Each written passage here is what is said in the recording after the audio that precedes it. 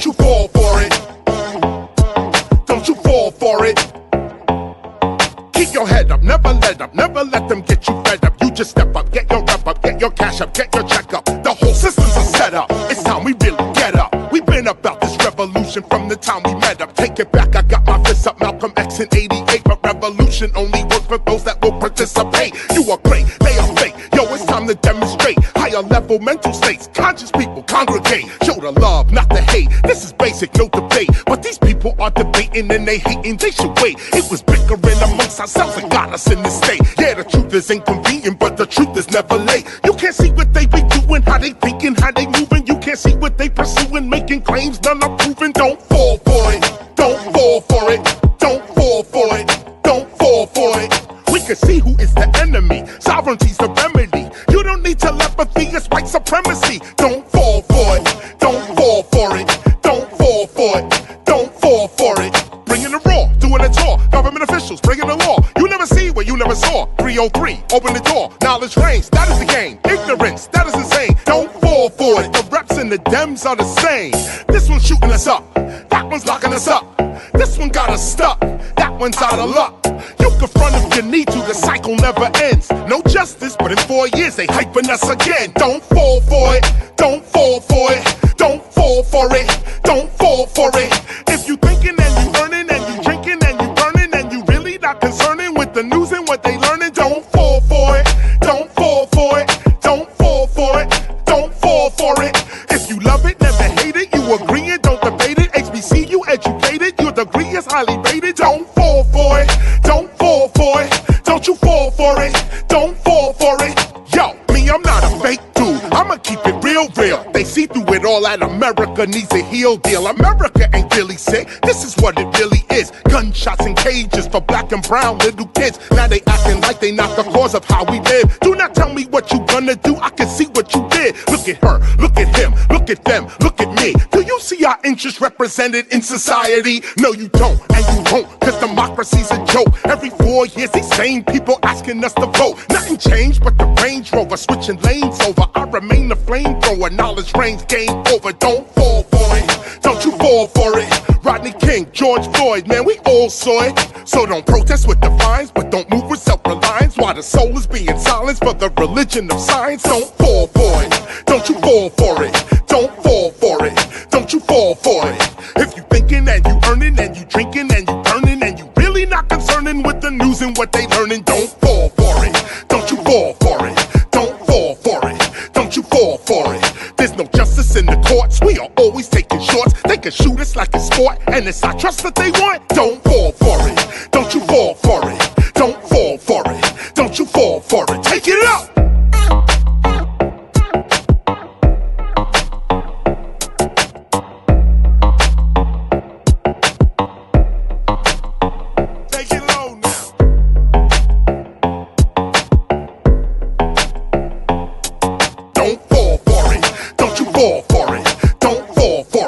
Don't you fall for it.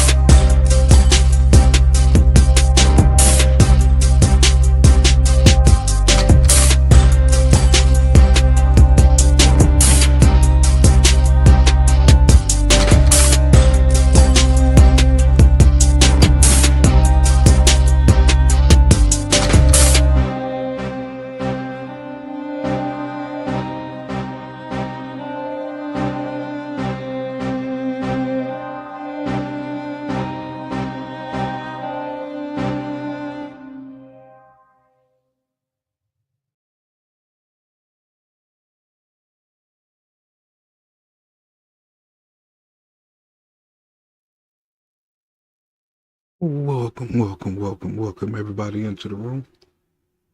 Welcome to Real Mad TV, where you always get the mad reaction. But sometimes I do come in peace.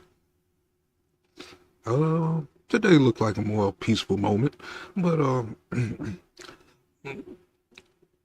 come to bring y'all another hearing here that I missed out on last year. Well, I didn't miss it. I had it set up like that last one yesterday. It was preset, and I just never went into the show. Trying to play some catch up here. Salute to everybody coming into the room. Vibe, salute. Thank you, bro, for joining me. Tamara, thank you for joining me. Gabe, James, thank you for joining me today. Remember to smash that like button, share this out, and just make sure you subscribe to the channel. With that being said, I'm not sure what this one is too much about. I mean, I listened to like the first 15-20 minutes of it. It's like in Warrantless Surveillance Act. This is HR 6570. How they were starting off, it sounded like this could get pretty good, interesting, knowledgeable. You know what I'm saying, on things that they basically hide from us and pop it out on you at the last minute. You know what I'm saying? I ain't even gonna talk too much. Damn, I didn't even switch the screen. I meant to pull that up over here. He said something on the screen while I was talking, doing a lot of different works and jobs and stuff on this thing, trying to get all the production in right. And I gotta switch my headphones too. I'm on Bluetooth. Actually, I'm running late. I'm running real late. I was supposed to run live 20 minutes ago. But with that being said, I ain't gonna hold this up much longer. We just gonna go ahead and jump into it. This one do got a little bit of length to it, but of course we'll get through it in time, and hopefully I could hit y'all up again today later on with some crime and confessions or something. With that being said, let's go. That's the right name.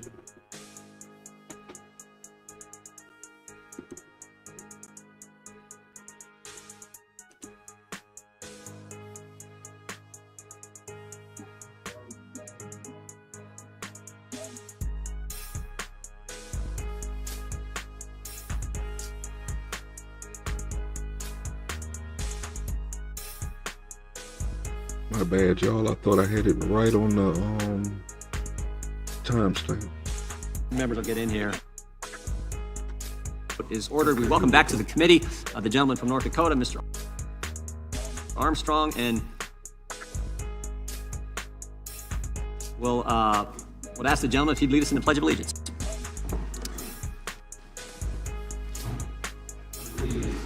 United States of America, to the republic for which it stands, one nation, under God, indivisible, with liberty and justice for all.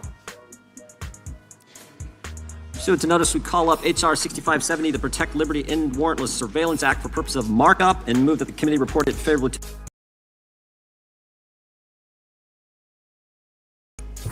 H.R. 6570. Without objection, the bill will be considered as read and open for amendment at any point. The chair now recognizes the gentleman from Arizona, the sponsor of the legislation, Mr. Biggs, for an opening statement.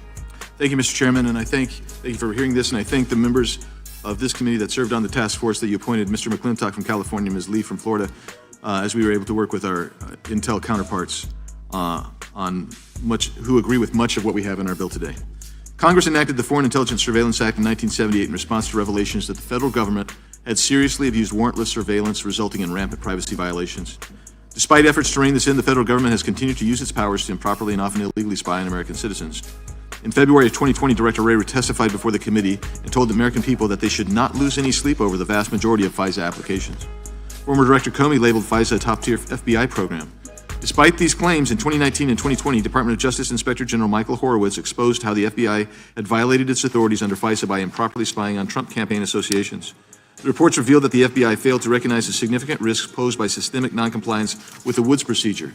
Again, in May 2023, Special Counsel John Durham released a report on FBI's Crossfire Hurricane investigation, which not only supported Inspector General Horowitz's findings, but also found that political and confirmation bias led the FBI to lie to the fisc in order to improperly spy on the Trump campaign for an entire year. In April of this year, we held a hearing with Department of Justice Inspector General Michael Horowitz and members of the Privacy and Civil Liberties Oversight Board to discuss the FISA program and to determine whether reforms to Section 702 are needed.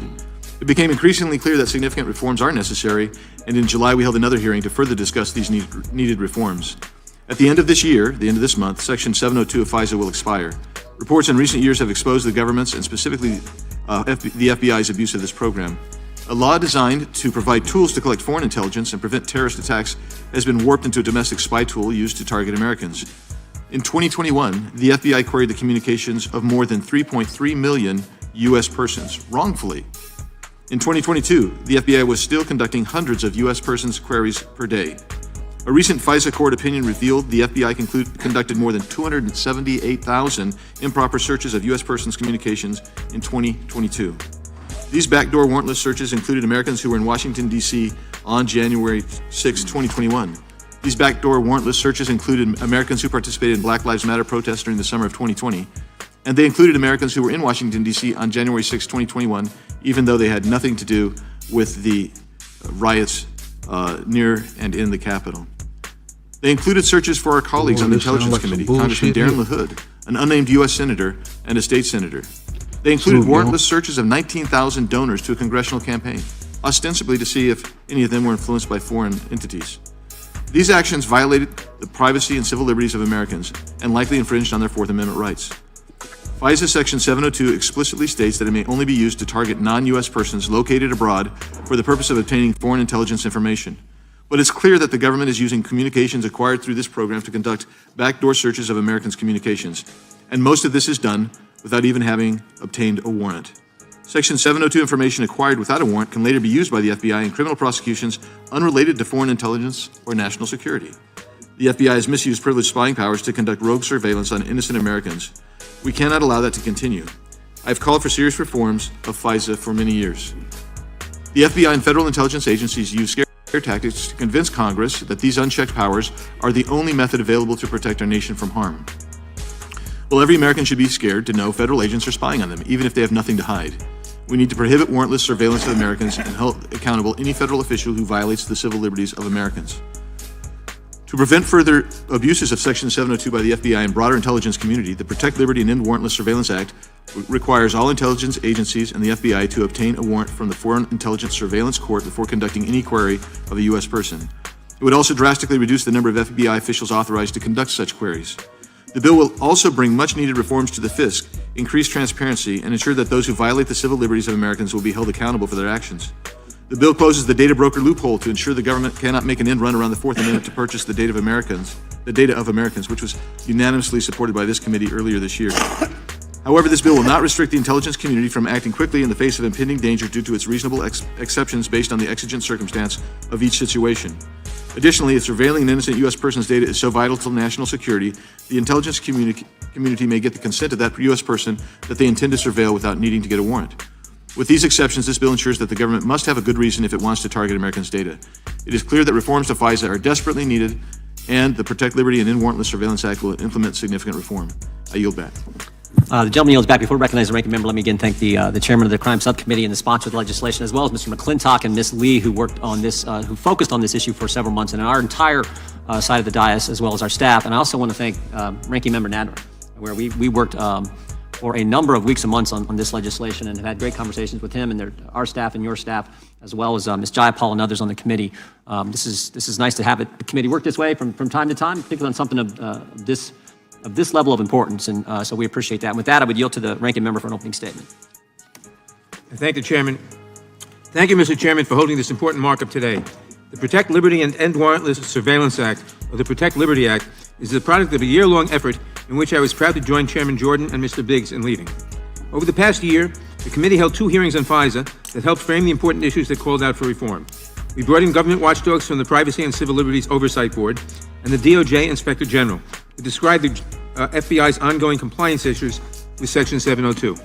We heard from witnesses from the civil liberties community about the impact of these violations, and we consulted with a range of experts on what changes were needed to help prevent inappropriate queries of the FISA 702 database.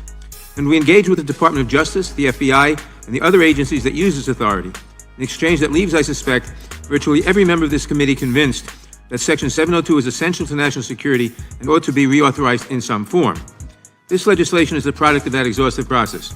On Monday, Mr. Biggs and I unveiled the Protect Liberty Act, bipartisan legislation that would reauthorize and reform Section 702 and would require robust civil liberties protections throughout the Foreign Intelligence and Surveillance Act. I anticipate that we will hear that word a lot today, bipartisan. It is not a word often used to describe our committee. But the process that led to this bill was one of true bipartisanship, one where members on both sides of the aisle sat down together to find common ground. FISA reform will only be successful when we work together, and I thank the chairman for allowing that bipartisan process to play out. Let me take a moment to put my support for this important legislation into context. Like many of my colleagues, I have never supported the bill to reauthorize Section 702 on the House floor. I have in the past worked with my Republican colleagues on this committee to reach a compromise that would place appropriate restraints on the government's use of this powerful authority. Unfortunately, those thoughtful approaches were never presented to the full House for a vote. Indeed, one wonders if we would even be having this debate today if the House had passed the bipartisan effort that I advanced with former Chairman Bob Goodlatte back in 2017. Today in this hearing room, we have an opportunity to put this conversation back on track. For too long, FISA has enabled the surveillance of Americans without adequate safeguards to protect our civil liberties. No one disagrees that our intelligence agencies play an essential role in keeping us safe. But it is unfair to expect that the individuals who carry the grave responsibility of rooting out terrorist threats should also be required to make judgments about how to protect the constitutional rights of those surveilled. Let me stop his ass right there. Why is he reading that? Word for word. Are those his words? Or somebody else's words that written for you to put out there what you just need to say? Because, I watch these all the time, and it's like you notice when they're looking down at a paper and just reciting some words, and when they coming straight up, you know what I'm saying, asking the question. At this moment, what? Not even at this moment. This dude is already suspect, you know what I'm saying? They need Congress to enact guardrails. And in Congress, that role falls to the House Judiciary Committee. Time and again, the FISA court has found that the government overstepped in its use of FISA authorities. Nowhere is this lack of compliance more apparent than in the case of FBI querying of U.S. person information contained in the 702 database. Although Section 702 authorizes only the targeting of non-U.S. persons who are outside the United States, we know that massive amounts of U.S. person data are swept up under this programmatic surveillance. We also know from what reporting is available that the government has a lot of this data, and that much of it could not have been obtained without a warrant had they tried to collect it directly. And even though there are some constraints on when the FBI can query U.S. person identifiers, those protections do not necessarily work. For example, restrictions on FBI queries did not prevent searches of over 100 Black Lives Matter protesters. They did not prevent a batch query of over 19,000 donors to an unnamed congressional candidate. And they did not stop over 278,000 other non-compliant FBI queries of the 702 database that occurred just last year. 278,000. The single most important reform we can put in place to combat these abuses is a warrant requirement for U.S. person queries. This legislation will do just that. The legislation before us today would impose a probable cause warrant requirement on searches using U.S. person identifiers with certain reasonable exceptions such as cybersecurity cases and in exigent circumstances. It would also significantly limit the number of FBI personnel who can conduct U.S. person queries, increase the types of cases where an amicus must be appointed at the FISA court, and impose much-needed additional transparency to the entire system. Although I expect this bill to pass today with overwhelming bipartisan consensus, I know our approach will have its critics. Some will say we have gone too far towards reform. Some will say we have not done nearly enough. And some will attempt to convince us that a mostly symbolic warrant requirement, one that exists on the books but applies to no more than a handful of cases a year, constitutes meaningful reform. With respect, they are wrong. I believe we have struck the right balance here, and perhaps the only balance that can pass the House of Representatives at this time. A warrant requirement like the one imposed in the Protect Liberty Act is the reform we need to protect Americans and to allow surveillance laws to continue to keep us safe while also protecting our essential liberties. To end where I began, I have never voted to reauthorize Section 702. I am deeply uncomfortable, as we all should be, with the notion that it is permissible for the government to search our most private communications without a warrant simply because they were aiming for non-U.S. persons overseas. I understand, however, that Section 702 authority has become increasingly important to our national security. I recognize that letting it expire altogether would not be wise. The Protect Liberty Act was written with that reality in mind. Although I have long advocated for a range of reforms to the surveillance powers we vest in the intelligence community, federal law enforcement, and our state and local partners, this bill is not a catch-all for every reform we might like to see enacted one day. It is instead a balanced first step designed to preserve the underlying authority while curbing the abuses that most threaten our privacy. I thank Mr. Biggs, my colleagues on both sides of the aisle, and the bipartisan group of civil liberties and national security experts we consulted for their hard work getting us to this point. I urge all members to support this legislation, and with that, I yield back the balance of my time. Well said. The gentleman yields back. Without objection, all of their opening statements will be included in the record. The chair now recognizes the gentleman from Arizona for the purposes of offering an amendment in the nature of a substitute. Mr. Chairman, I have an amendment at the desk. Clerk will report the amendment. Amendment in the nature of a Still find substitute it to weird H.R. that you Without objection, the read all amendment in the that nature of on a piece substitute will be paper. considered as read and shall be considered as base text for the purposes of amendment. The chair now recognizes the gentleman from Arizona to explain the amendment. Thank you, Mr. Chairman. I'll be quick. Also, I wanted to thank Mr. Nadler for his opening statement, for working with us on this important issue, and Ms. Jayapal, Ms. Lofgren, and the others across the aisle, and the staff from both sides of the aisle in this who've worked so hard to deliver this bill and this amendment. The most important aspect of this amendment in the nature of a substitute is the section dealing with the Fourth Amendment's Not for Sale Act, something that passed out of here almost unanimously. I think it was unanimously with one vote voting present. And with that, Mr. Chairman, other than that, it does nothing to alter the substance of the bill, and I'll yield back. Gentleman yields back. Who seeks recognition? The chair recognizes the gentlelady from Florida, Ms. Lee. Thank you, Mr. Chairman. We are here today to bring overdue reform to Section 702 of the Foreign Intelligence Surveillance Act. We all acknowledge the need to enact comprehensive reforms designed to protect American civil liberties. However, we also face a critical need to reauthorize Section 702 of FISA. In a bipartisan effort, members of the House Judiciary Committee have met with representatives from the House Intelligence Committee, industry experts, coalition groups, and the intelligence community to attempt to find common ground in ensuring the preservation of our constituents' constitutional rights while also defending our homeland from acts of terror. In particular, I'd like to thank Chairman Jordan, Mr. Biggs, Mr. McClintock, and our Democrat colleagues on the committee who have worked so hard in this endeavor. In an environment of pervasive threats of terrorism on our homeland, tools like Section 702 are a critical part of preventing conspiracies against the United States. However, in its current form, American civil liberties are at risk of being violated. We are gravely concerned about past instances of abuse and the potential for future abuses of the 702 querying program and of the FISC court. We are committed to ensuring that intelligence tools are used for the American people, not against the American people. And the work we have done this Congress will ensure that we protect civil liberties while we also protect our homeland. The Protect Liberty Act will strengthen civil liberty protections and ensure that FISA remains an effective instrument for terrorist surveillance by implementing strong reforms to use, oversight, and penalties for abuse. Thank you, Mr. Chairman. I yield back. Gentlelady yields back. Who seeks recognition? Gentleman from Wisconsin is recognized. Mr. Chair, I support H.R. 6750 and I urge its passage. The revelations by the Department of Justice inspectors of court have shown a disappointing and frankly alarming pattern of abuse by the FBI in its use of U.S. person data. These abuses have led to an increased calls for changes to Section 702 from both sides of the aisle. For example, the President's own Intelligence Advisory Board stated in its July 2023 report that complacency, a lack of proper procedure, and the sheer volume of Section 702 activity led to the FBI's inappropriate use of Section 702 authorities.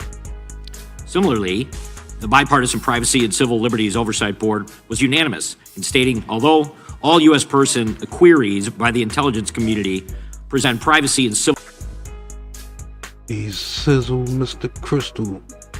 Salute, brother. Thank you for joining me today. Man, I needed you to pop in on that one yesterday. Man, that was a good one, boy. Thought you might have had some info for that. civil liberties risks, FBI queries, procedures, and practices pose the most significant threats to American privacy. But both groups have also been unanimous in the value of Section 702 to U.S. domestic and national security. I think our bipartisan bill strikes the right balance between our need to protect national security with our need to protect civil liberties and our Fourth Amendment rights as Americans. First, H.R. 6750 will curb the FBI's abuses of Section 702 by restricting the use of U.S. person data. This bill will limit the number of FBI employees able to perform U.S. person queries, requiring that queries will only be for the purposes of retrieving foreign intelligence information, and subject U.S. person queries to the same evidentiary standard as other domestic search under the Fourth Amendment. It also provides more transparency into FISA court or FISC to ensure what happened with FISA application of Carter Page will never happen again. Finally, it provides for more accountability measures to ensure those who continue to abuse the query procedures face steep penalties for their actions. I want to thank my colleagues from Arizona, Mr. Biggs, for leading on this important issue, as well as Chairman Jordan and Ranking Member Nadler for their good faith negotiations to get this bill to a place where I believe it will pass overwhelmingly out of this committee. And I urge the committee to support the bill. I yield back. Gentleman yields back. The chair now recognizes the gentlelady from Washington, who's been working tirelessly on this legislation. Thank you so much, Mr. Chairman. I have an amendment at the desk. Clerk will report.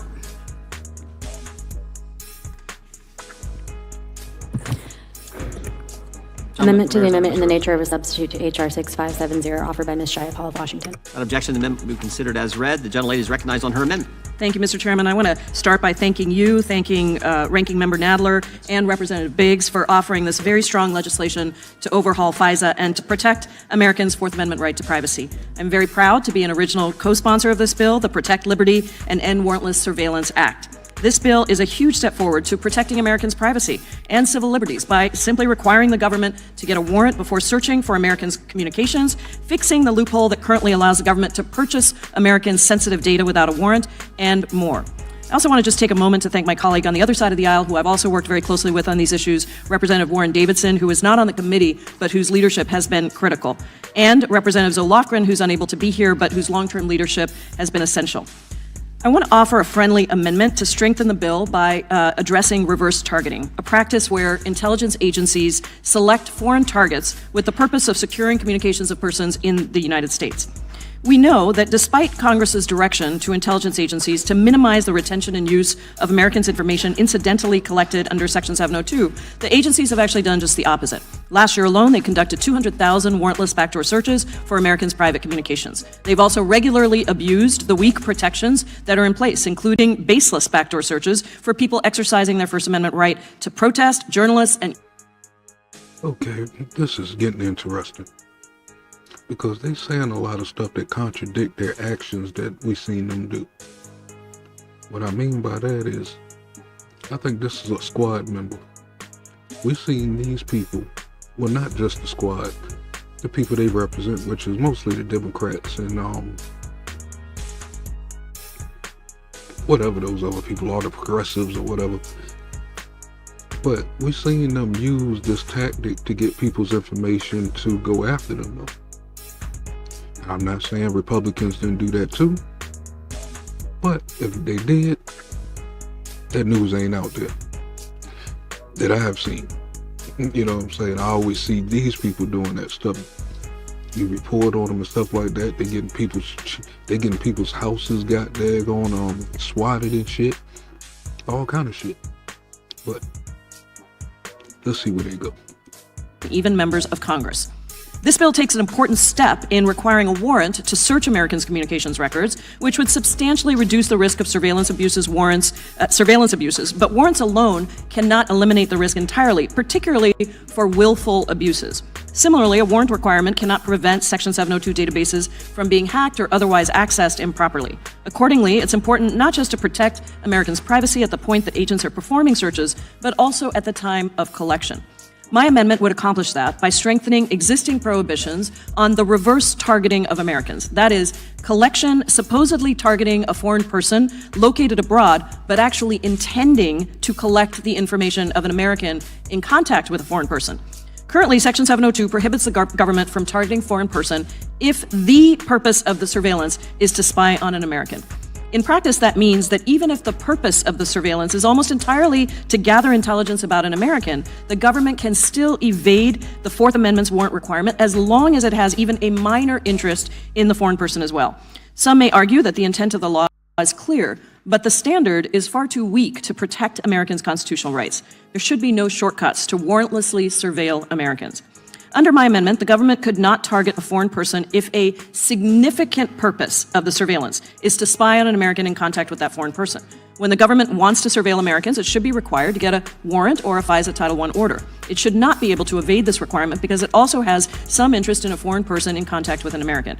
If that were the case, the government would in theory be able to capture warrantlessly all of an American's international communications. And the Constitution simply doesn't allow this. I hope my colleagues will join me in supporting this amendment to strengthen this excellent bill. We must ensure robust protections for Americans throughout the process, not just at the query stage. And aside from this particular issue, I hope we can continue working together to ensure that all surveillance happens pursuant to congressional authorities. I'm also eager for us to further crack down on data brokers and go further to protect Americans' medical and mental health records, financial records, and other private sensitive information. In the meantime, I am really delighted at the outcome of the bill to date. It's a crucial step to protect Americans from warrantless surveillance, and I hope to see it swiftly move to the House and Senate floors and urge President Biden to sign it into law without. Well, this might be good. I mean, protect people's medical information and stuff like that. Hey, I'm down for it. So far. Even though I don't believe this motherfucker. Something tricky about what she doing. Look at her eyebrows. Look like she damn brushed them shits with a damn broom. Them shits big as hell. Without delay. I yield back. Lady yields back. Does the gentleman insist on his point of order? I withdraw my point of order. Point of order withdrawn. The gentleman from Florida is recognized. Thank you, Mr. Chairman. I thank the gentlelady for the amendment and would hope that she would engage in a brief colloquy with me to discuss how the nature of this amendment to stop the reverse targeting that troubles us, that we've seen in the Inspector General's report, interfaces with this executive order, this 12333 executive order. And so is the gentlelady confident that if the amendment were adopted, that there wouldn't be a mechanism for reverse targeting under that executive order? I yield. It doesn't touch 12333. I am confident that that this is an amendment that will help us to ensure that there's no. Matter of fact, I nominate Matt Gaetz to play Batman and Bruce Wayne in the next Batman movie. He looked just like a Bruce Wayne. No evading of what we are all seeking, which is warrants and authority to surveil Americans. I'm going to support the amendment. I think that it's virtuous in that goal. But does the gentlelady worry that if we leave the 12333 in place, that there might be some effort to undermine the good work of the amendment and the Man, y'all can't tell me he don't look like a Bruce Wayne.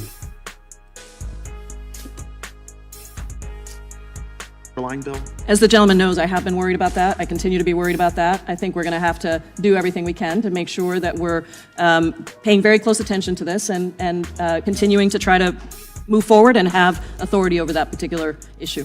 Yeah, I'm concerned about it because, in my discussions with Ms. Lofgren, who, as the gentlelady states, is a recognized expert on this issue, I initially thought, well, let's just let this expire. It's been such an abused authority. Let's let it expire and see if we can design something new that isn't littered with all of the loopholes that have allowed these abuses of people's civil liberties. And what Ms. Lofgren expressed to me is that if we were to just allow the legislation to expire, that these executive orders would persist with the veneer of authority and there wouldn't be the warrant requirements that we're all fighting for here. And so I am worried that all of this great effort that we've put into warrant requirements and our civil liberties is a bit illusory if what the Intel Committee is really arguing for is the preservation of this executive order. I did not know illusory was a word. That then allows the reverse targeting and the end run around the Fourth Amendment. And so that's a concern of mine that's going to persist throughout this. It's certainly not a reason to oppose this good amendment, but I think we do need to acknowledge that there's a lot of work to be done. And it's a tell to me that the folks at the Intelligence Committee are willing to give us so much on the statutory reauthorization, but then at the same time they're willing to give us nothing to bring 12333 into the scope of our reforms. And it's because they want a regime to exist outside the scope of those reforms. So that's, I would yield to the chairman if the chairman has any perspective on how these things we're doing now will interface with that executive order and how the Judiciary Committee ought to think about those things. I would just say that, like the sponsor of the amendment, I have concerns. I think most members do, but I do think the product we are putting together, that we have started with, and the amendments that we anticipate being offered from both sides of the aisle, not all, but most, are going to even improve that product. And then I think we got to think in a political dynamic. We know that the Intel Committee is marking up something different tomorrow, and that there will be a vote for the full House next week. So we think this, in consultation with the ranking member and members from both sides and the working group and everything else, we think this is the best product and the best way that we can do the most to protect the Fourth Amendment and other concerns for Americans' liberty. No, I agree, Mr. Chairman. I think you've endeavored upon yeoman's work here, but I don't want to be back at this committee a year from now, 18 months from now, where we've enacted our reforms and we've got some inspector general sitting before us telling us that the executive order provided all these avenues for the exact same abuses and the exact same conduct. Because I think what troubles us all in a bipartisan way is when you see the activities of the FBI and others exceed the scope of the law. Would the gentleman yield? Certainly, I'd yield to the ranking member. I'd simply point out that to the extent an executive order 12333 or any other goes against the legislation that we passes, it must yield to the legislation. Right. No, I agree with that, which is why I wanted to take the time to really get from Ms. Jayapal an understanding of how those things weave together. And it sounds like I say we pay attention to Matt Gaetz. I knew it was something slippery that they was pulling. That's why they was reading everything from a piece of paper. the sponsor saying this wouldn't provide a direct conflict with 12333. Would the gentleman yield? Certainly. This particular amendment does not touch 12333. That does not mean, as I said, that I don't share your concerns about 12333. I think there will be other amendments that will touch different pieces. I don't think that there's a perfect solution in this. I think that what we are doing today is recognizing this will be an enormous step forward, and given everything that you've mentioned about the dynamics of the intelligence community and our belief that we need to have strong tools. She's up to something. They up to something. Tools, of course, to protect intelligence, but they cannot fundamentally undermine the civil liberties and privacy of Americans. And I think that is the place that we are in. We're literally, I think, making steps that, I don't know about you, but maybe 5 years ago I didn't really believe were necessarily possible, but here we are. And I think we just need to be extremely vigilant, recognize that, in our initial offerings, I think you and I probably agreed on 12333 and where we should go with that. But I think this is a big step forward. The amendment on its own, I think, is an important piece just to continue to close some of those ways in which we think that people might try to evade what our intent is to protect the privacy and civil liberties of Americans. Thank you very much. I yield back. Gentleman yields back. The ranking member is recognized. Thank you, Mr. Chairman. I rise in support of the amendment. Just to continue, this is a big step forward. The amendment on its own, I think, is an important piece just to continue to close some of those ways in which we think that people might try to evade what our intent is to protect the privacy and civil liberties of Americans. Thank you very much. I yield back. Gentleman yields back. The ranking member is recognized. Thank you, Mr. Chairman. I rise in support of the amendment. I commend Ms. Jayapal for it. Closely. I think a very simple explanation of it is very simple.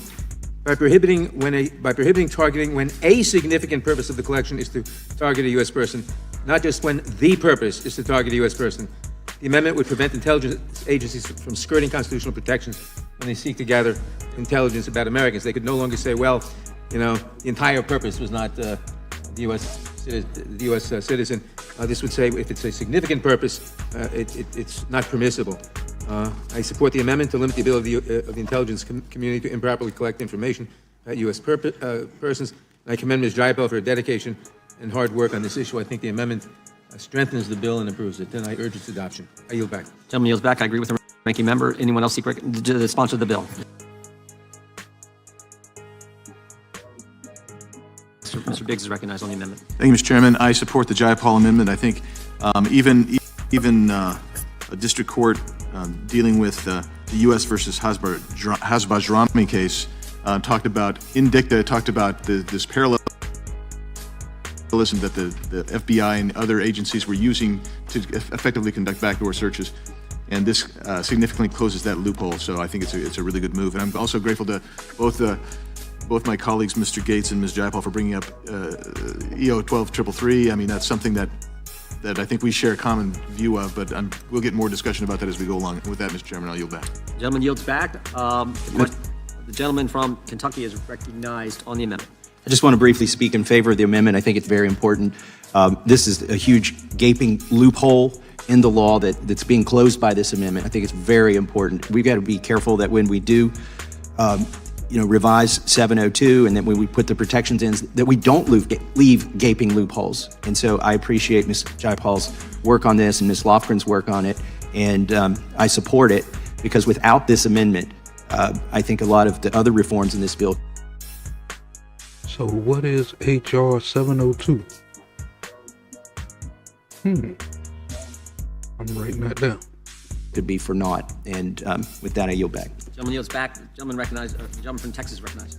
I just want to add my support for the amendment and associate myself with the remarks of my colleagues here about why it's important. That's already been stipulated. I do think on 12-333, I think I don't take full comfort in the yielding to legislative protection, especially in the world in which if the executive branch is effectively saying they've got the with some actually basis saying they've got the constitutional authority to do what they need to do with respect to going after foreign actors and collect that information.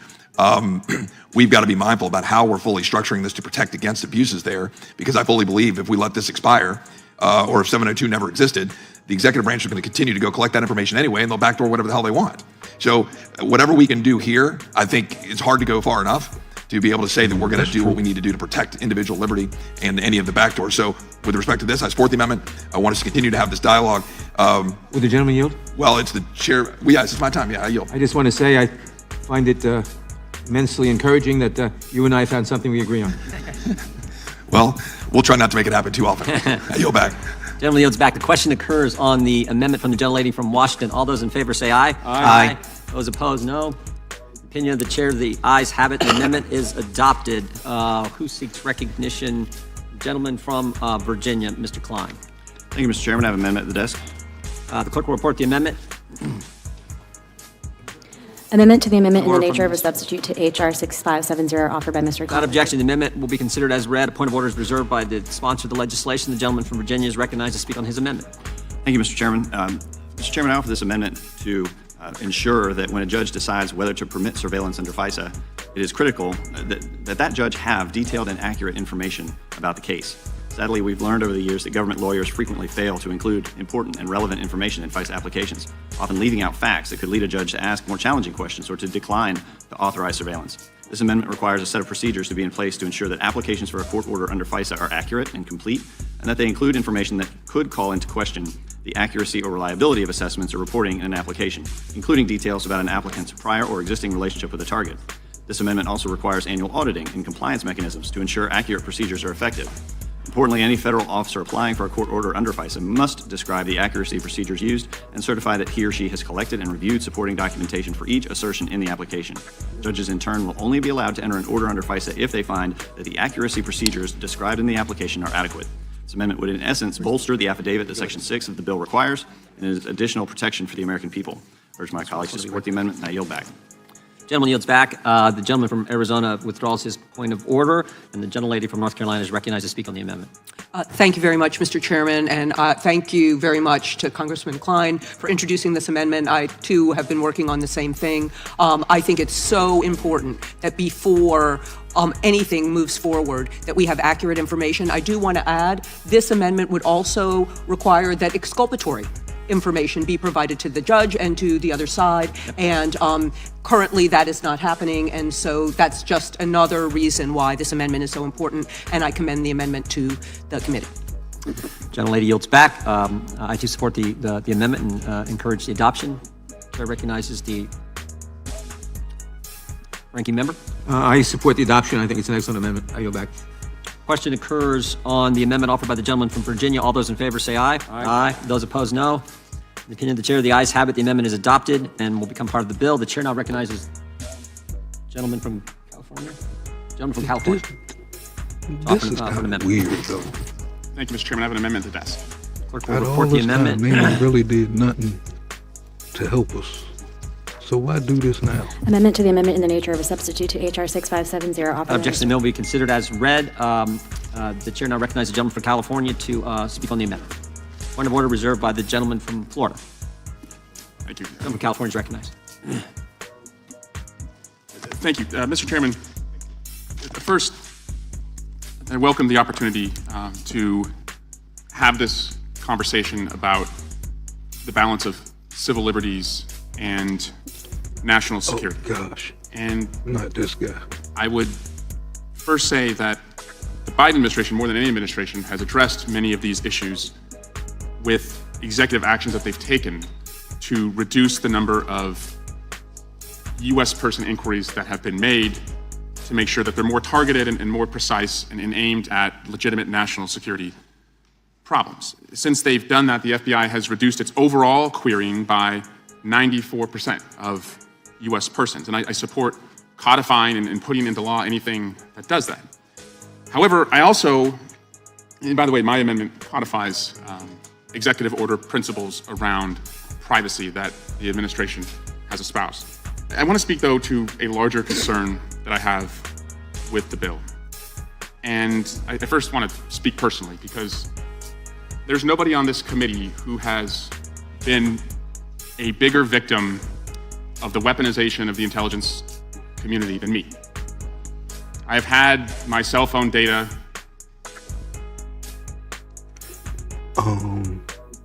If you're not aware who Mr. Swalwell is, this is the guy who got caught fucking a Chinese spy, I think. Can anybody in the chat verify that? Who's up on the politics and stuff? But I believe that this is the guy about 1.5 years ago who got caught with the Chinese spy. I wouldn't trust nothing he say at this moment. Subpoenaed and procured by the Trump administration. In 2012, in a district with 40% Asian Americans, an Asian volunteer helped my campaign. I was later asked by the FBI to help the FBI understand who this person was. I did, cooperated. They took care of a threat I was not aware of. And then years later, under the Trump administration, an IC official leaked my cooperation, perverted it, suggested wrongdoing. Fox News ran with it. A member of this committee filed an ethics report against me. Was it true that you were fucking a Chinese spy? Don't try to get yourself out of that. They have the proof. Thousands of death threats have come at me. Hundreds of thousands of dollars from me have been spent to protect myself and my family. I was removed from the Intelligence Committee by Speaker McCarthy to only learn a few months ago that the Ethics Committee took years for that complaint to find that what was alleged was not substantiated and the complaint was closed and no wrongdoing was found. So I know what it's like when an administration misuses the intelligence community to go after an enemy. I know it. I felt it. Paid the price for it. But this bill, to take away the intelligence community's ability to see threats from foreign terrorists and who they may be communicating with, is going to leave us in the blind and take us back to the days before September 11th. And I would suggest to you, Mr. Chairman, it's not an accident that we have not had a serious terrorist attack in America since September 11th. Our post-September 11 responses, we got it wrong in many ways. We got it wrong around Islamophobia. We probably haven't been perfect in the way we get people on airplanes. But what we have done to surveil terrorists overseas, has been largely successful. And now we are saying that if a foreign terrorist references a U.S. person, that the only way for the FBI to protect us here at home is to go and get a warrant to learn more about the U.S. person that is referenced on data that has already been lawfully collected. They're not going to be able to do it. They're not going to be able to establish probable cause if all they have is a name, a selector, an email, a phone number. And the courts have told us it'll take them 4 months to do it. So we are putting ourselves in a position where a foreign terrorist could be talking about a U.S. person. We could have already lawfully collected information from other foreign terrorists that reference this U.S. person. And we are telling the FBI you cannot search that database to see if there's any pattern of that U.S. person talking to a foreign terrorist. Maybe the U.S. person is just innocently ordering a pizza from a suspected foreign terrorist, or that U.S. person is constantly in contact with that person. Man, what UFO beamed this dude down? What the hell is he talking about? You ordering pizza from a terrorist? Your whole story goes out the window, man. You got caught fucking a Chinese spy. And it's going to blow up a church. We are now taking away the FBI's ability to do that. That makes me very nervous, and it takes us back to a pre-September 11 environment. And I think we can do this in a better way that protects civil liberties without leaving us so vulnerable to a catastrophic terrorist attack. And I yield back. Gentleman yields back. Gentleman from Arizona is recognized. Thank you, Mr. Chairman. I support the amendment and accept the amendment and encourage people to adopt the amendment. I would refute and take issue with the conjecture with regard to the overall underlying bill, and I appreciate your perspective. I disagree with it. One of the things that we've done is we've put, if there is an exigent circumstance, we put an exigent circumstance exception right into this bill that is consistent. Who you telling, Miss Sonia? If there's a cybersecurity issue, we put that into the bill as an exception as well. But it's hard to justify status quo ante this bill. I mean, without this bill, knowing that the number of improper queries that have been performed by the FBI, for instance, last year, over 250,000. And with that, I'll yield to the gentleman from Florida. Yeah, I guess in accepting this amendment, has the bill sponsor, I would point your attention to page 3, subsection K, when the amendment references protecting the integrity of elections and political processes. Like what's a political process that would be appropriately protected by this amendment? Does that give you any concern? I took political process to be this type of political process, Congress. But can you not see how someone utilizing that authority might see it differently? I can. Does that concern you? Believe me, it all concerns me, Mr. Well, perhaps I'll ask the sponsor of the amendment. Mr. Swalwell, how should I understand the phrase political processes in line 21 of page 3 of the amendment? This is directly from the executive order from the White House that has seen... Is that 12-333, that executive order? Or a different one? Different one. And by protecting the integrity of elections and political processes, it's exactly what Mr. Biggs said. Ours. Okay. I yield back. Yield back. I think there was still time left for the gentleman from Arizona to get back. Gentleman yields back. The gentleman from California, Mr. Correa, is recognized. Speak on the amendment. Thank you, Mr. Chairman. I wanted to yield some time to my colleague from California, Mr. Swalwell, for the purpose of really addressing the comments just made. You mentioned the possibility of 4 months to get a warrant. You also mentioned the administration's efforts to better secure our civil liberties. I would ask you to, with some comments here, I'm going to yield you some time to explain a little bit more on your perspective on that. I agree with you. We haven't had a terrorist attack in this country in a long time. Given the nature of the world right now, heightened state of alert, so to speak, please. I wanted to do they barber, charge extra to put that razor line all the way to the back of their head and come back around. This dude got a V, but I ain't gonna tell nobody else. Explain to me warrant, civil liberties, and the status of the world situation. Thank you. Thank you, Mr. Correa. I guess this bill ignores the extensive remedial measures that the FBI and the Department of Justice has taken in response to FBI's compliance failures. In 2021 and 2022, the FBI and DOJ implemented a battery of policy changes. Among other things, FBI systems now require personnel to opt in to 702 data before query of the database can be conducted, which reduces the risk of inadvertent queries, to the point that Mr. Biggs made of abuses in the past.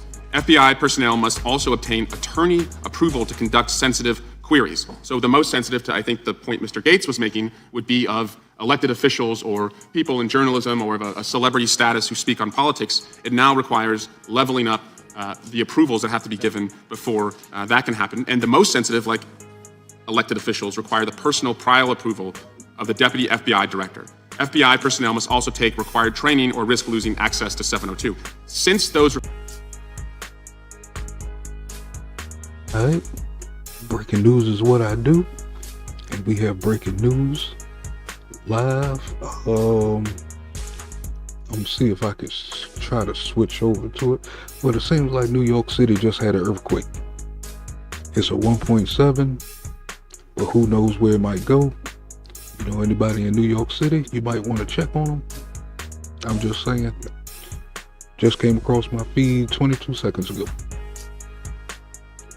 Again, that is an earthquake in New York City. Reforms have been put in place, FBI U.S. person queries dropped by 94%, and the query compliance rate rose to 98%. So seeking to extend this positive trend, the FBI announced a three-strike policy with escalating consequences for negligent FISA violations. And so I just want to address what Mr. Biggs said earlier. Mr. Biggs, you mentioned the exigencies that exist for cyber or terrorism, and I acknowledge those, but my concern, and I hope the chair is listening to this as well, is if you have a foreign terrorist who you've already lawfully been able to target with 702, and that foreign terrorist is talking about a U.S. person, but not talking about that U.S. person with a specific terrorism plot, but just saying, we've been in contact with John Smith, or in their emails, you see John Smith is CC. What the hell are you talking about? That probably doesn't qualify under the exigency that you have established in this bill. But if John Smith goes and blows up a church, I think all of our constituents are going to say, why the hell didn't you go back and see if you already had lawfully collected information about John Smith to stitch together how many times John Smith was talking to overseas terrorists? And so if you have an exigency that allows them to do that, I welcome that. I'm just saying that that is the blind spot that we're kind of creating right here. I'll yield back to Mr. Correa, and I think Mr. Biggs may have a response. Yeah, thanks for the double yield. My question is, how did this work if they could contact the terrorists and they in this country already? Answer that, goddammit. In the scenario that you posit, you are using about language of Section 702, which is already extremely problematic.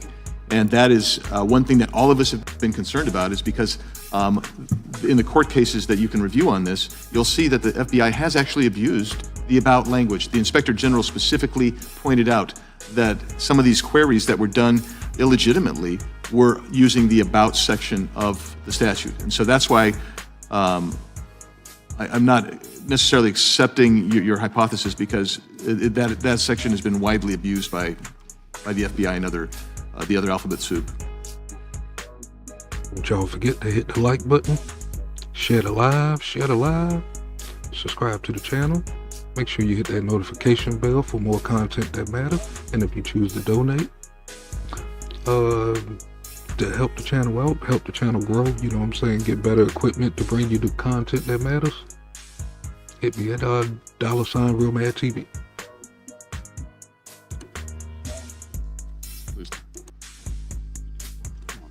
Mr. Carrera, do you yield back? Gentleman yields back. Gentleman's recognized. Thank you, Chairman. You know, I do understand the gentleman from California, and I understand his concerns. And this is the difficult issue with all this. But we are going to accept that, if you accept, and I don't, but if you accept that things are so much better now, and we're going to be okay because of what folks are doing because of one particular order by the president, whatever.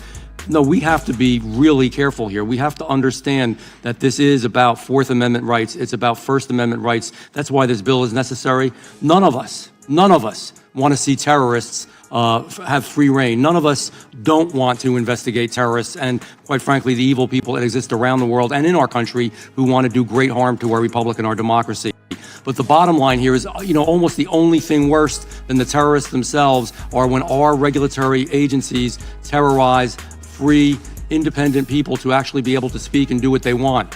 I do not support the amendment. I think that this bill has been a labor of love. It's taken a good deal of time. It addresses the serious issues and lets individuals move forward when they really need to. When I say individuals, I mean those in regulatory agencies to move forward. It allows judges to move forward. At the same time, puts a check on what is done. And to use the statistic that we're 96% better. Well, we're 96% better over millions of mishaps, inappropriate intrusions into people's personal lives, intrusion into their freedom. And I'm going to probably say this another time today, but Ben Franklin got it right. Those that would give up freedom for safety deserve neither. This bill, without this amendment and with Mr. Klein's amendment does just that. I yield back. The gentleman yield. Gentleman yield. I yield to the chair. Thank you. Just because I know it's obvious to every member, but for the record, we are talking about a statute that cannot, by definition, preempt the Constitution, and the gentleman referred to the Fourth Amendment, so I'll take a moment and read it. The right of the people, being us, to be secure in their homes, persons, papers, and effects against unreasonable searches and seizures shall not be violated, and no warrants shall be issued. Oh, yeah, that's where I think I was going with that. And it's pretty odd that you got the border wide open letting these terrorists in. None of this stuff seems right that they doing. It seems like they setting traps around the corner for the things that they do. We're gonna fall right for it. Like this bill sounds good, but what is the devil's advocate on the other side? Issued, but upon probable cause, supported by oath or affirmation, and particularly describing the place to be searched and the persons or things to be seized. And the reason I read that is there's no question we're talking about people's effects. And when the Constitution was written, they... Salute to that donator who just hit the cash out. I'm not gonna call no names out. That's not what I do. Thank you so much for contributing to content that matters. Thank you. I gotta get better with my wording. Dealing with y'all regularly and stuff like that is making me more of a people's person. Because a few years back I wasn't too much of a people's person, but y'all kind of bringing me out of my shell, and I appreciate that. And again, thanks to the Cash App donator. I appreciate it so much. They assumed that there would be no searches without a warrant.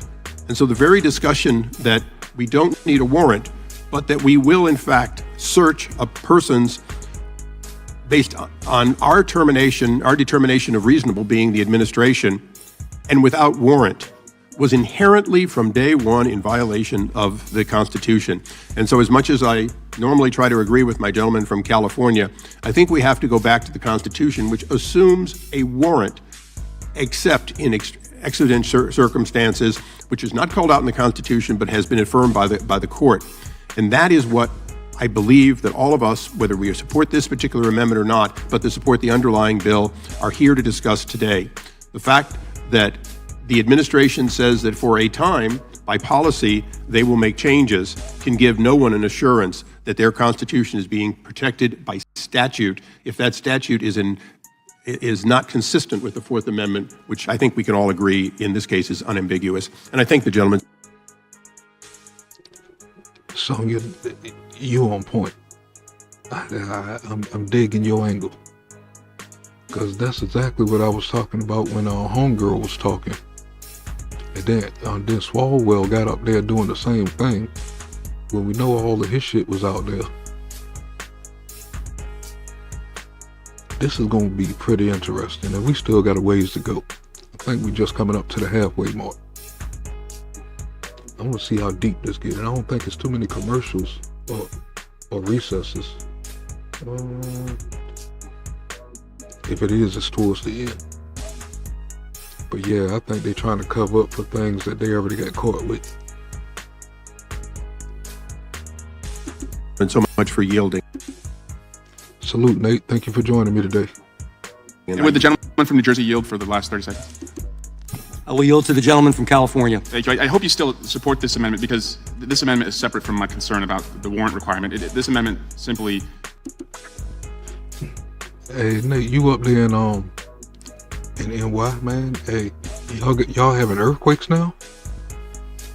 I didn't even know that y'all was on the fault line. Puts into the bill the Enhancing Safeguards for United States Signals Intelligence Activities, EO 14086, which has led to the reduction in queries that have been problematic. So this, and I believe this amendment has been accepted by the majority. And I just wanted to clarify that for you, and I yield back. Gentleman is back. The ranking member is recognized for 5 minutes. Thank you for joining me. Thank you, today. Chairman. I want to point out to the gentleman from New Jersey, there obviously is a warrant requirement in the Constitution. The entire purpose of this bill is to flesh out and enforce that warrant requirement in cases in which it isn't properly being enforced now, in Section 702 and some other things. That's the entire purpose of the bill, is to flesh out and to more robustly enforce the warrant requirement where it isn't being enforced. As to the amendment, I want to thank Congressman Swalwell for his thoughtful amendment that would codify the scope of surveillance in order to more robustly protect Americans' communications. The amendment codifies the approach adopted by President Biden in Executive Order 14086. The amendment would strengthen the President's actions by making the objective statutory law. The objectives directly encompass information related to transnational risks to public health, humanitarian threats, hostage-taking, protection against espionage, cybersecurity threats, threats to U.S. personnel, and a number of other vital categories of intelligence. My understanding is that there is a strong consensus for this amendment in both the executive and legislative branches. I also express my support for this measure. I want to thank Mr. Swalwell for the amendment, and with that, I yield back. The gentleman yield to the gentlelady from Wyoming. Sure, I'll yield to the gentlelady. I yield back, and I yield to the gentlelady from Wyoming. Just very quickly, I am opposed to this amendment. On page 2, you can see that they're attempting to insert as describing transnational threats as being climate and other ecological change. I don't believe that that has any, that is appropriate to include that kind of information in this bill. I don't think it has anything to do with what we're discussing. I'm opposed to the amendment as they try to expand their climate change hysteria into this area as well. So I'm opposed to this amendment. Gentlelady yields back. I yield back. The gentleman yields back. What the gentleman from Colorado was recognized to strike the last word. She said, "Fuck that shit." Thank you, Mr. Chairman. Mr. Chairman, I want to actually engage in a colloquy with you if you're interested, but the Constitution, the Fourth Amendment, does not require a warrant for the federal government to access information that it has already legally collected. And let me clarify if I may. If a police agency, federal, state, local, conducts a legal search warrant, and in the process of looking for, let's say, child pornography, they come across a bag of cocaine. They can take that bag of cocaine and charge the defendant, even though there wasn't a warrant, even though there wasn't anything in the warrant for that, because it was in plain view. So they didn't get a warrant for the bag of cocaine. If they conduct a search warrant for child pornography and they find evidence of a crime for someone that is not covered by that search warrant, they can use that evidence against another person. And that person doesn't even have standing to challenge the legality of the original search warrant. The information in this situation has been collected legally. It has been collected by the federal government because it is the property of foreign entities. Could be the Chinese government, it could be Hamas, it could be various others. And in that information, there is the name of a U.S. citizen or an email from a U.S. citizen. So the information was collected legally, and now the government is going in to search a particular U.S. citizen's name. The warrant requirement is something that we, Congress, is placing on the federal government over and above what the Constitution requires. I believe it's appropriate. I'm not suggesting it's not appropriate. It is absolutely appropriate that we give additional protections to Americans in this very sensitive area. But it is not something that the Constitution requires, and that's what the courts have found. And that's why it's so important that we come together and decide where the line is between national security and protecting the privacy of American citizens. And I yield to the gentleman would yield. I couldn't agree with you more that drawing that line is our responsibility. And in spite of the court's determinations and administration's determination, it falls to this committee to draw the line.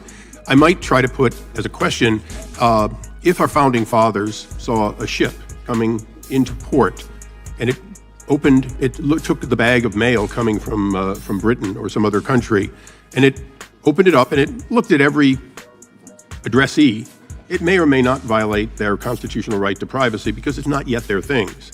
But if it opened every letter and read every letter and said, well, it's a foreigner's piece of mail until it's delivered to the American, and then said, but it's already in our database, so now we have what we need against the American, every American would have been outraged that his prospective mail was opened and read on the guise that it came from a foreign source.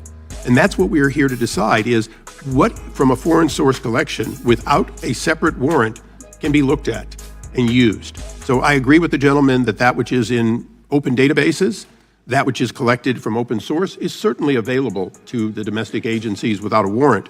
But that which would require a warrant were it an American, a U.S. person, cannot simply say, well, we got the U.S. person because we were looking at a foreign person. That would not qualify. And I think if we go back to original intent, they would not have approved every piece of mail coming into port being opened based on it belonging to a foreigner and then using that database against American citizens. So hopefully that draws that middle ground that we are seeking here today. Gentleman, I reclaim my time. I agree with the gentleman, and all I'm saying is that we are trying to find that sweet spot that protects Americans' rights over and above the constitutional protection that they already have, and at the same time does not put Americans at risk for foreign terrorist spies, hackers, and others. And so while the Constitution is absolutely clear as to Americans' property in America, as that ship came into America, it's absolutely clear what protections Americans have without the government agency getting a warrant. We are going over and above that. Absolutely appropriate that we do so. But I want to make sure that it is not, we're not trying to find the area that is, we're not trying to interpret the Fourth Amendment in a way that is different than what the courts have already interpreted it as. And unless the gentleman... Let me just briefly say that I do differ from the gentleman in a small way. I don't believe that we are constrained by the court's decisions based on laws we passed. Constitutional interpretation, yes, but laws we've passed, we are open to change and change them. It's often in contradiction or response to a court's decision. In other words, push back on the court's decision by changing the law to change the outcome. And that's also what we're considering doing here today. I think we are. We're considering adding additional protections for Americans, which is appropriate, but it goes beyond just the scope of the Fourth Amendment, and I yield back. It clearly does. And with that, I believe the gentleman from California, Mr. Schiff, would seek recognition. Move to strike the last word. You're recognized for 5 minutes. Thank you, Mr. Chairman, and I'll be brief. I rise in support of the Swalwell Amendment, which codifies procedures and protections put in place by the administration to address issues that have been raised by the FISA court. I think we can all, I hope, recognize that 702 has been an incredibly important tool to protect Americans, to protect the country. I think we should also recognize that there have been a lot of problems with the use of 702 that have been revealed by FISA court judges. Most of them systemic and perhaps unintended errors, others intentional. All are meriting or addressing in this bill. And the challenge, I think, for all of us is how... I had to think about your question there, Sonia. So I guess they trying to say, if they was at the residence for another search warrant, and they happen to find something that's out in the open, that I guess anybody else in the house can be charged with it, but it can't be charged to the person that they had the warrant for, because it wasn't on the warrant. I think that's what they're trying to say. How do we address the problems identified by the FISA court, at the same time not imposing requirements that would essentially negate the effectiveness of 702 in protecting the country? I think Mr. Swalwell's amendment advances our security without hampering legitimate use of 702 to protect the country. I think it strikes the right balance. There are other provisions of the bill that I am concerned about that may effectively negate law enforcement's legitimate use to protect the country of 702. But I think Mr. Swalwell's amendment is an improvement to the bill and strikes the right balance, and I urge its support. Gentleman yields back. Let's see. The gentleman from North Carolina is recognized yet. I thank the chairman, and I will begin this, and I hope I'm not about to embarrass myself by momentary inattention. I had to step out for a bit, and by the time I got back, this was well underway, and so I just started reading it as I've been listening to the debate. And then Mr. Biggs walked over and indicated that he had said he thought this might be acceptable. First of all, if I could just yield to the gentleman, Mr. Swalwell, we're talking about the amendment that modifies the definition of what foreign intelligence information is? Is that right, sir? Uh-oh. This codifies the administration's guidance on the collection of signals intelligence. Is it the one that modifies Section 1801E? Call this trickery. That defines foreign intelligence information? That's correct, it is. Thank you, Mr. Chairman. So, then first of all, I'm very pleased with the general tenor of this hearing and the bipartisanship on this important reform measure. But as to this, I find myself stunned that that folks are talking about this as it might be acceptable. It takes foreign intelligence information under the statute as it now exists, is defined as 5 categories. actual and potential attack or other grave hostile acts of a foreign power or an agent of a foreign power. 2, sabotage, international terrorism, or the international proliferation of weapons of mass destruction by a foreign power or agent of a foreign power. 3, clandestine intelligence activities by an intelligence service or network of a foreign power or by an agent of a foreign power. Then there are 2 more. This comes under subparagraph 2. The national defense information that relates to, information with respect to a foreign power or foreign territory that relates to and if concerning a United States person is necessary to the national defense or security of the United States, or B, the conduct of foreign affairs of the United States. Those 5 categories. This proposes, as I understand it, to introduce 11 new categories, to triple, at least by numerical categories, what is defined as foreign intelligence information.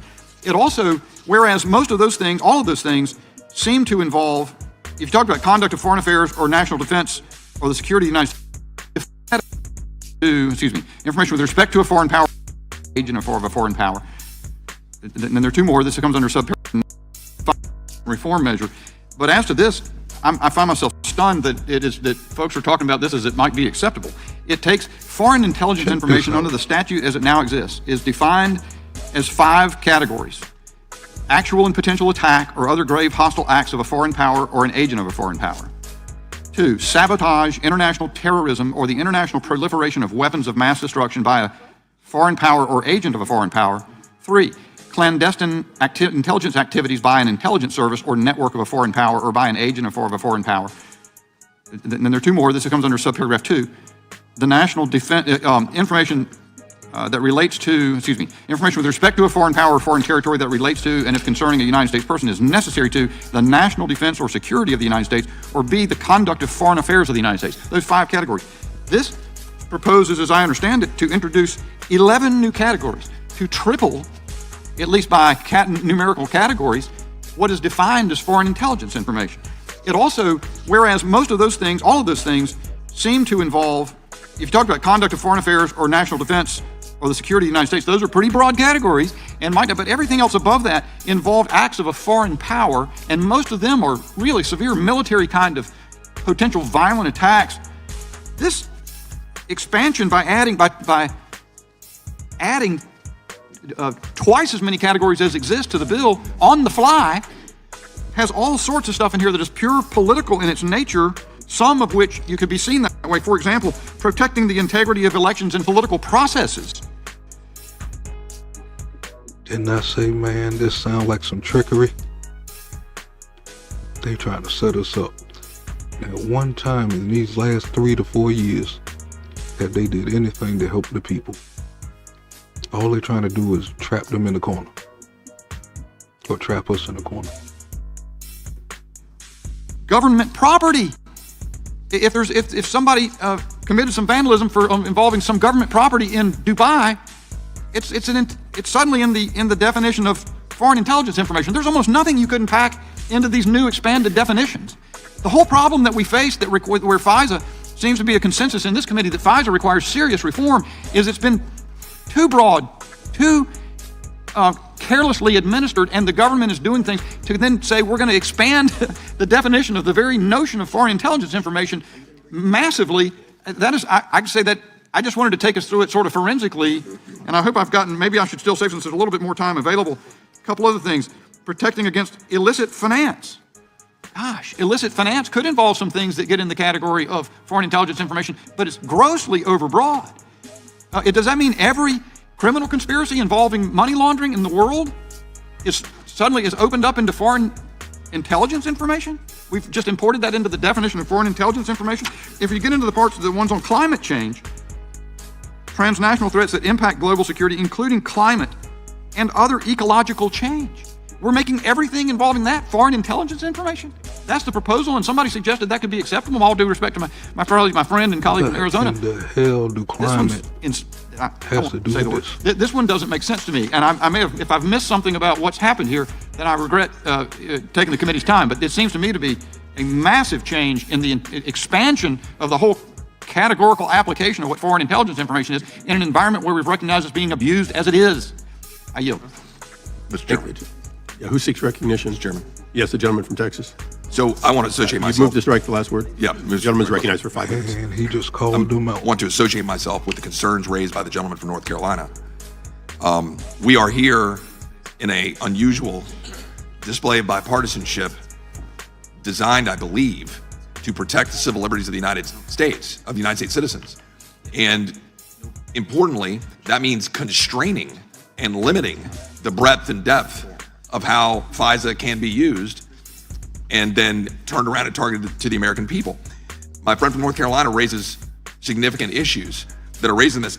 One he did not mention when he added in, including climate and other ecological change, and putting aside some political differences across the aisles about our concerns about relative topics here.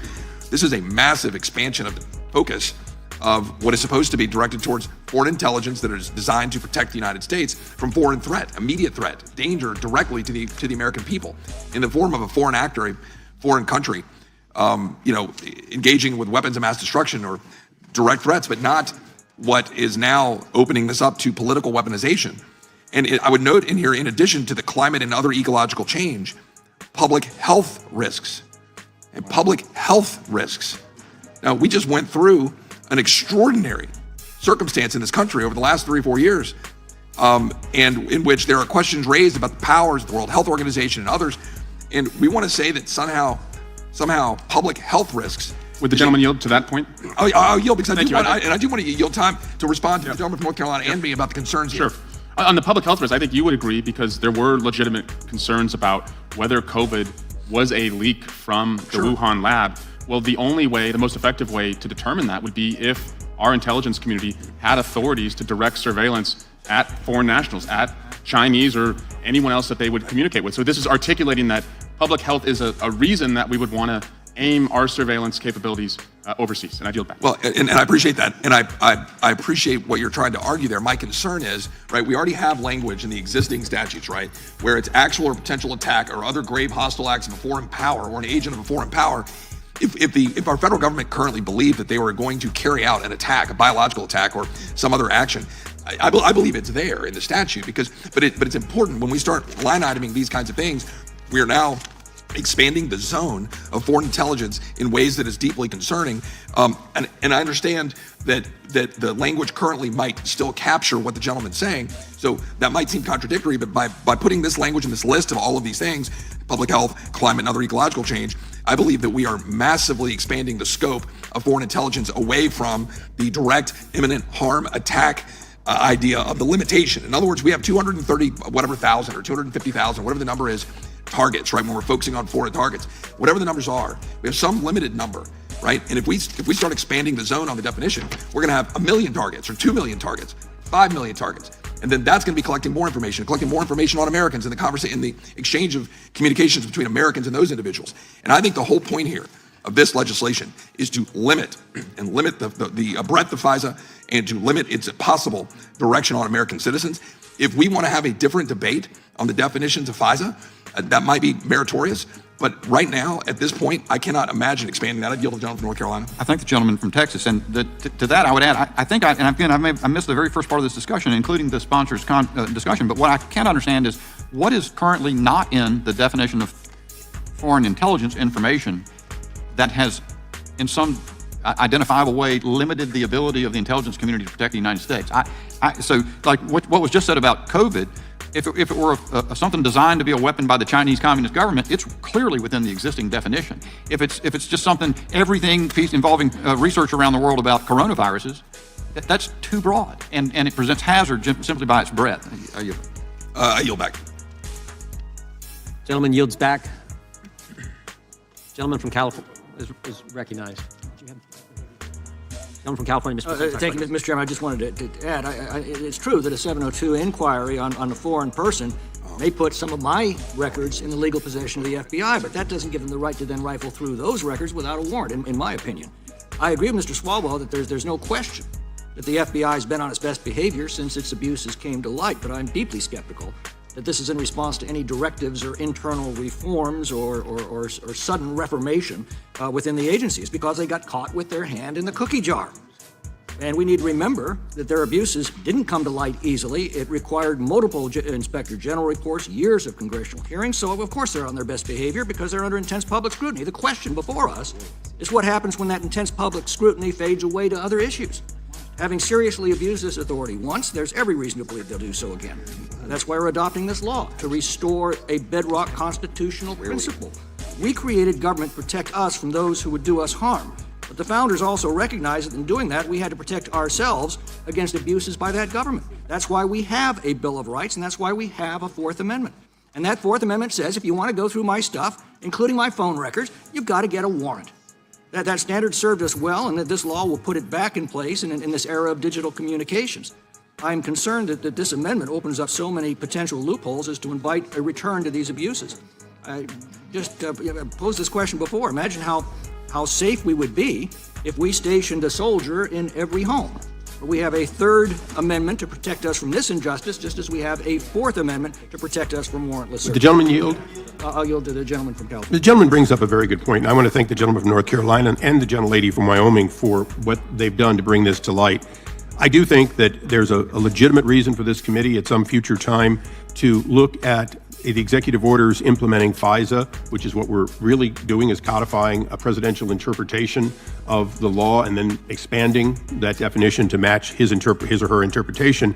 And I think the gentleman's making a very good point, which is there is no limit to what our agencies, foreign agencies, can spy. They can spy anywhere, anytime, on anything. We are only dealing with the look back to American citizens as we speak.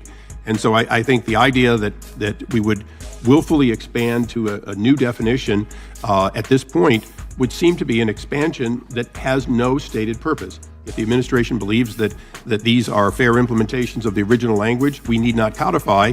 And if at some future time, and that future time could be sooner rather than later, we evaluated it, I'm sure the administration would happily accept an expansion of their definition.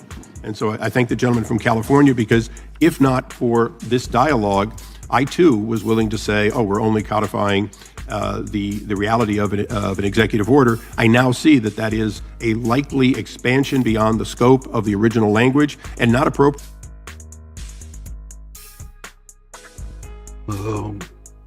Maybe I need to be on the in one of those seats, because I called that out from the beginning.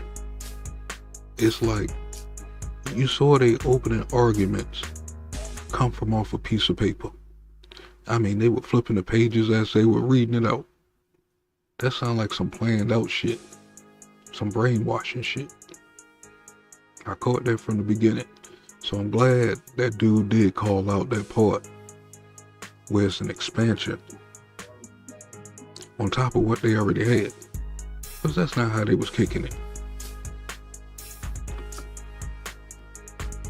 To reining in known abuses. So again, I want to thank the gentleman from North Carolina and also the gentlelady from Wyoming. And I yield to the gentleman from New Jersey. I just want to associate myself with the gentleman from California, the gentleman from Texas, and the gentleman from North Carolina. Again, let's be clear. This amendment brings us back a step. We're doing legislation at a bipartisan level to ensure the safety of Americans' freedom, their First Amendment rights, their Fourth Amendment rights. And this legislation, by broadening the scope, actually makes it worse. It would be ironic, and quite frankly, in plain language, would be horrible if we did an amendment to legislation that brings us to a better place that actually undoes the purpose of the legislation. I yield back. Yield back. Gentleman from California yields back. Who seeks recognition? Gentleman from Florida. One seeks recognition. The question occurs on the amendment offered by the gentleman from California. All those in favor say aye. Aye. Those opposed, no. No. The opinion of the chairs, the noes have it. Who seeks Recorded vote, please. Recorded vote being requested by the sponsor of the amendment. The clerk will call the roll. Mr. Jordan? No. Mr. Jordan votes no. Mr. Issa? Mr. Issa votes no. Mr. Buck? Mr. Buck votes no. Mr. Gates? Mr. Gates votes no. Mr. Biggs? Mr. Biggs? And for my recap team, this video is traveling at 1.25. If it's moving too fast for you, just dial it back to normal.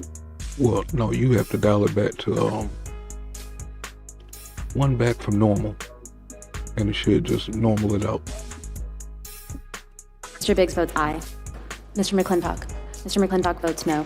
Mr. Tiffany? Mr. Tiffany votes no. Mr. Massey? Mr. Massey votes no. Mr. Roy? Mr. Roy votes no. Mr. Bishop votes no. Ms. Sparts. Mr. Fitzgerald. Mr. Bentz. Mr. Klein. Mr. Klein votes no. Mr. Armstrong. Mr. Armstrong votes no. Mr. Gooden. Who's up next, Mr. Buck? Mr. Van Drew.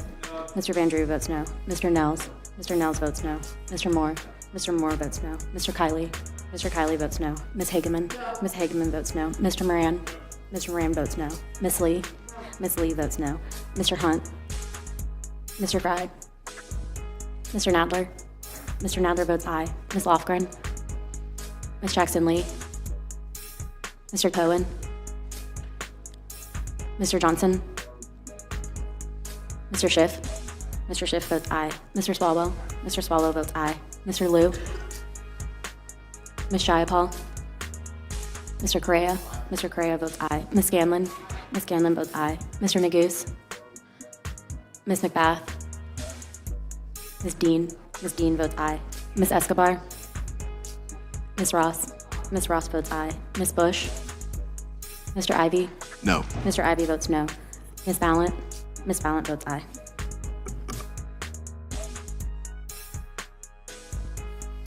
Gentleman from Texas, Mr. Gooden. Mr. Gooden votes no. Anyone? Good, aren't you?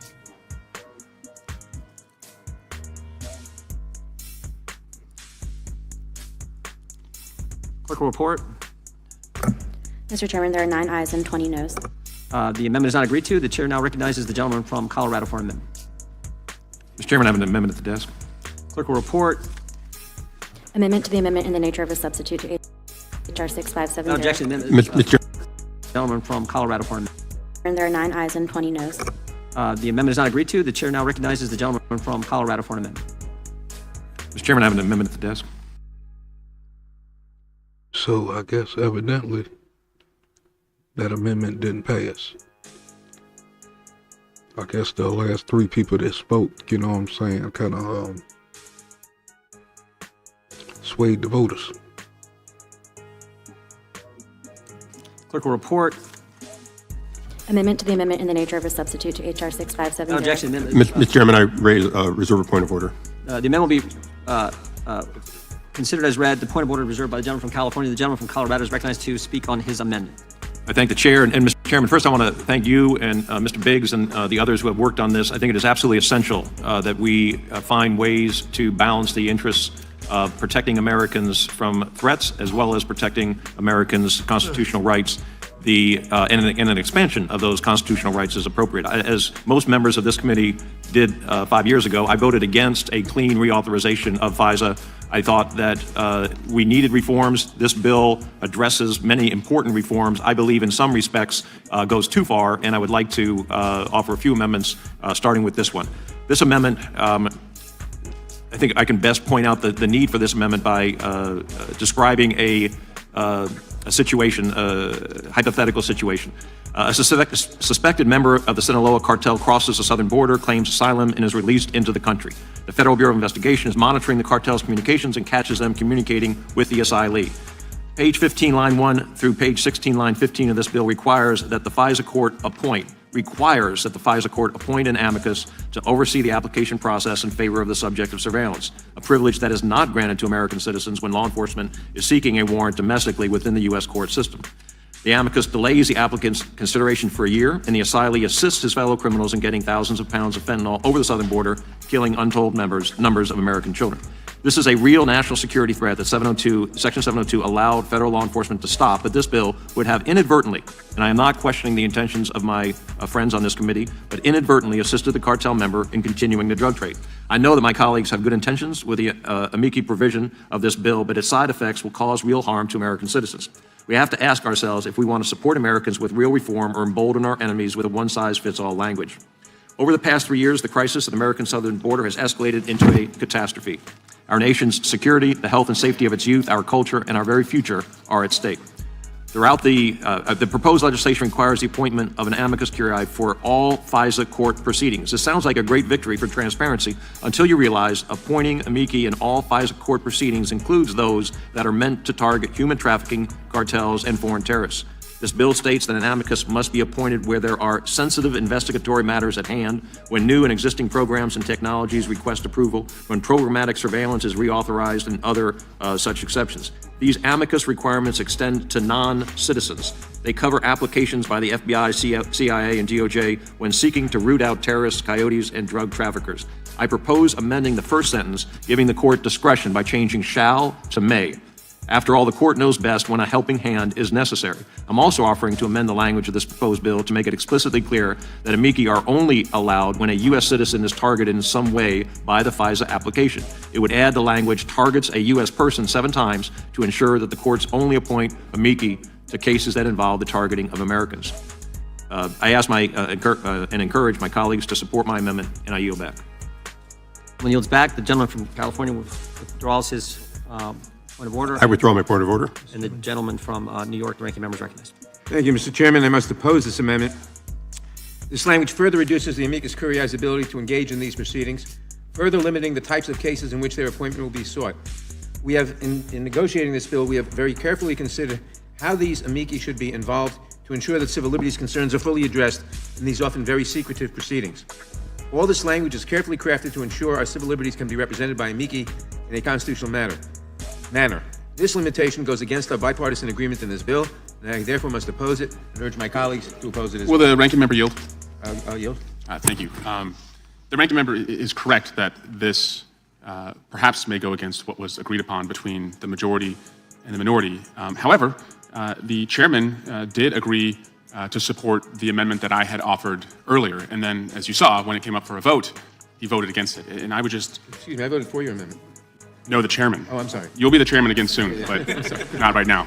And so, Mr. Ranking Member, I just want to point out to my colleagues, that's who we're doing this deal with, is somebody who would tell you something in private that he's going to support your amendment, and then back off his support publicly. And that's why I'm just concerned in general that their concerns about 702 and privacy are not our legitimate concerns. But the gentleman yield. I'll yield to the gentleman. Yeah, I know the gentleman didn't intend to say that, but there was a lively debate, and many of us who were tending to be a yes. He agreed to vote for it. You know, many of us who were tending to be a yes were persuaded to change. I would hope that we all would respect that debate here in the body and additional understanding can cause a change, and we're not bound by a commitment. Well, that should be bound by commitments. That's what a commitment is. I would suggest that the gentleman at least not bound by commitments. That's the Republican majority. Reclaiming my time, I think this discussion is a little fruitless. And I just want to reiterate my opposition to this amendment for the reasons I stated, and I yield back. Gentleman yields back. The gentleman from Arizona is recognized. Thank you, Mr. Chairman. I've reviewed the amendment of Mr. Buck, my friend from Colorado. I think his motivations and intentions are sincere. I do think that it undermines a bit the joint effort that we've made and the care that we've done in drafting this piece of legislation, and so I regretfully must oppose it, even though I know he's trying to make the bill better. I will say, with regard to the point raised by the gentleman from California just moments ago, that I did. You kept your commitment. I made a commitment. I accepted it publicly. Thank you. And as the debate went on, I grew skeptical, but nonetheless kept the commitment. I think we should not impugn each other. I think we all need to step back and realize, because I think your motivations were sincere as well. But I don't think that we should impugn each other. I think we should look, if we really want to try to make the bill better, let's try to make it better. If we are comfortable with it, we should go forward with it. I know my friend from Colorado, who wants me to yield to him, which I will yield to him in just a sec, is very sincere in his attempts to make the bill better as well. And with that, I'm going to yield to the gentleman from Colorado. I thank my friend for yielding. I'm missing something here. There were great discussions between Republicans and Democrats to come up with a compromise for this bill. Just like the last amendment, people were swayed by the points that were made during the argument. And my point is that there is a hole in this bill, and it may have been a compromise between Republicans and Democrats. We do not want to mandate, and that's what this does, is mandate. And all I'm suggesting is that at any point in time, the court can request that an amicus be appointed in a particular case at any point in time. But this bill mandates that an amicus be appointed in a particular case. And that's where the problem is. It's being mandated, and that mandate goes, or I should say, Part of the mandate is a delay in the process. And when we're talking about a Chinese spy, when we're talking about a cartel member, when we're talking about dangerous drugs in this country, there should be no delay in the process. And so I oppose the mandate. I absolutely. When we're talking about a cartel member, when we're talking about dangerous drugs, part of the mandate is a delay in the process. And when we're talking about a Chinese spy, when we're talking about a cartel member, when we're talking about dangerous drugs in this country, there should be no delay in the process. And so I oppose the mandate. I absolutely am in favor of the court having the ability to appoint. But we should remember something. An amicus curiae is a friend of the court, not an enemy of the government, not a representative of a particular person, but a friend of the court. And the friend of the court is appointed by the court, and we should give the court discretion to do that. So I yield back to my friend from Arizona. Mr. Biggs. Would the gentleman yield? Gentleman from Arizona yields. Gentleman's recognized. Mr. Nadler. Thank you. I just want to point out that what this bill says is that an amicus shall be appointed unless the court issues a finding that appointment is not appropriate. So that provision is in the bill. That's on page 15 of the bill if anybody's interested in reading it. I yield back. Gentleman yields back. Gentleman from Arizona. I yield back. Gentleman yields back. Who seeks Gentleman from Maryland is recognized. Thank you, Mr. Chairman. To the ranking member's point, I was going to inquire to the gentleman from Colorado with respect to that language on 15 lines 8 and 9. Unless the court issues a finding that appointment is not appropriate, is it the gentleman's view, which I think does capture the may, so in the effort to strike shall and replace it with may. But if you don't do that, it seems to me that the language that the ranking member just read does take care of that. But I wanted to give the gentleman a chance to express his view on how that language would work. And I'm looking specifically, but I believe the bill requires the court to find certain exceptions in order to not appoint. And what I'm doing is just giving the court more discretion beyond those exceptions. And again, we're not talking about a United States citizen. We're talking about someone who comes into it may involve others, but a cartel member, a spy, those folks, those individuals should not receive the protection of an amicus as a requirement for this to go forward. And that's my only point. Will the gentleman yield? I will yield back to the gentleman. And I will yield to the gentleman. Thank you. So when you look at lines 8 through 15, page 15, it says that they shall appoint unless the court issues a finding that the appointment is not appropriate. And then you go down and it says, it gives the criterion who they're going to appoint. Going to appoint one or more individuals who have been designated under paragraph 1, unless the court finds that such a qualification is inappropriate. So there's no additional requirement. It is that the court finds that it is inappropriate. And so they can issue, but they have to issue a finding. They're issuing it in writing. I would point out that other provisions of this bill, which include legislative oversight of these hearings, would also, I believe, deal with exigent circumstances or when you need to deal with it alacrity. You're going to have more people watching. I think the court's going to respond appropriately because of that. But in this particular instance, the ranking member was correct that it's up to the court. I mean, all right, they ass in trouble now. I was yawning at the first half of this. I needed me some coffee. I got my coffee now. Now it's time to start roasting these fools because they tried to pull a fast one over us. And I'm sitting here trying to listen close. That's the reason why I'm not jumping in so much, trying to get the details. But when I do catch the details, try to cook their ass. But they be up to some bullshit. They shall, but if they find it's inappropriate for whatever reason, such as you have Salute, a drug Rico. dealer or Thank you for something like joining that, me today, bro. that you're trying to take care of, it takes care of that. Yield back. All right, and reclaiming my time, the follow-up question, and I think the gentleman from Colorado discussed this as well, but targets a United States person, and so is the sense there that the language in the current language is overbroad in some way and needs to be restricted because it could go beyond. I guess the point would be there's a potential that an amicus under the current language could be appointed even if it doesn't involve a person who is a United States person as the target. So the idea, this is a question, is to limit the scope of it so that it only targets United States citizens? If the, will the gentleman yield? Yes. If the purpose of the application is to target a United States citizen, this section would apply.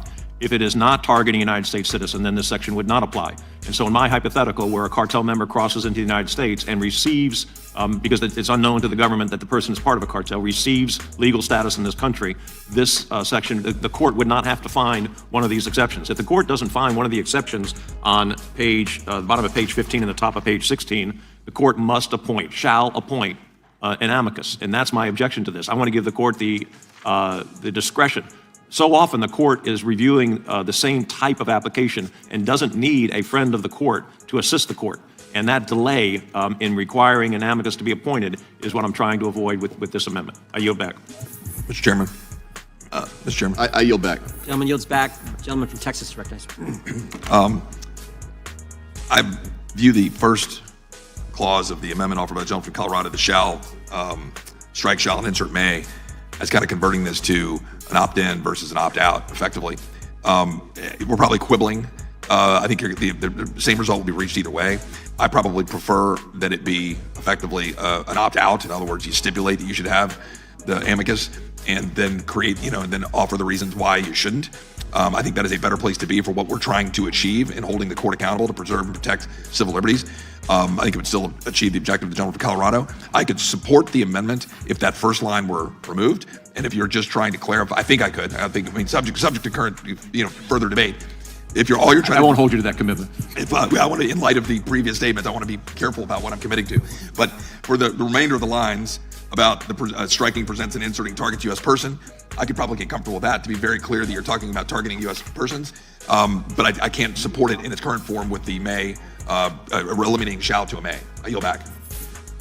Gentleman yields back. Who seeks recognition? Question occurs on the amendment from the gentleman from Colorado. All those in favor say aye. Aye. Those opposed, no. No. In the chair, the noes have it. Recorded vote. A recorded vote being requested. The clerk call the roll. Mr. Jordan? No. Mr. Jordan votes no. Mr. Isa? Mr. Buck? Mr. Buck votes aye. Mr. Gates? Mr. Gates votes no. Mr. Biggs? Mr. Biggs votes no. Mr. McClintock? Mr. Tiffany? Man, Mr. this Tiffany one getting votes shot no. the fuck Mr. down. Massey? Mr. Massey votes Excuse no. my Mr. Roy? long guy Mr. Roy outside. votes no. Mr. I Bishop? don't know why he's Mr. chose Bishop to do votes this no. this Ms. time of Farts? day. Mr. Fitzgerald? Mr. Bentz? Mr. Klein? Mr. Klein votes no. Mr. Armstrong? Mr. Armstrong votes no. Mr. Gooden? Mr. Van Drew? Mr. Van Drew votes no. Mr. Nels?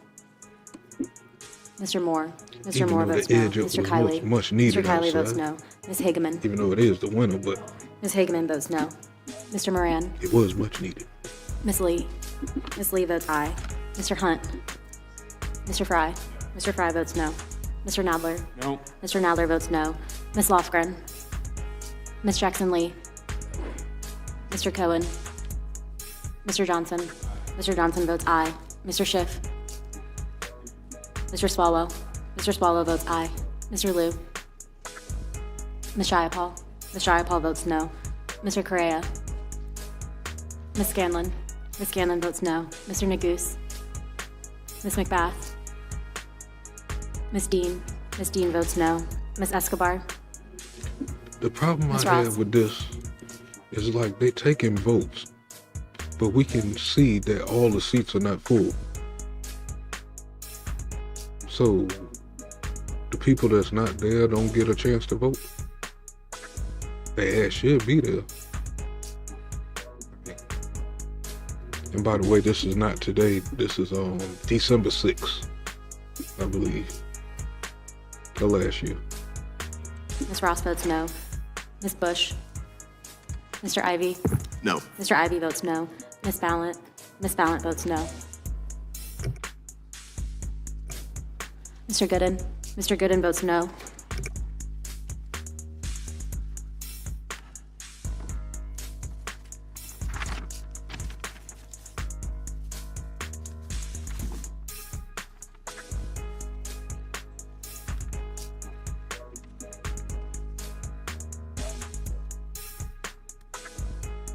Clerk report.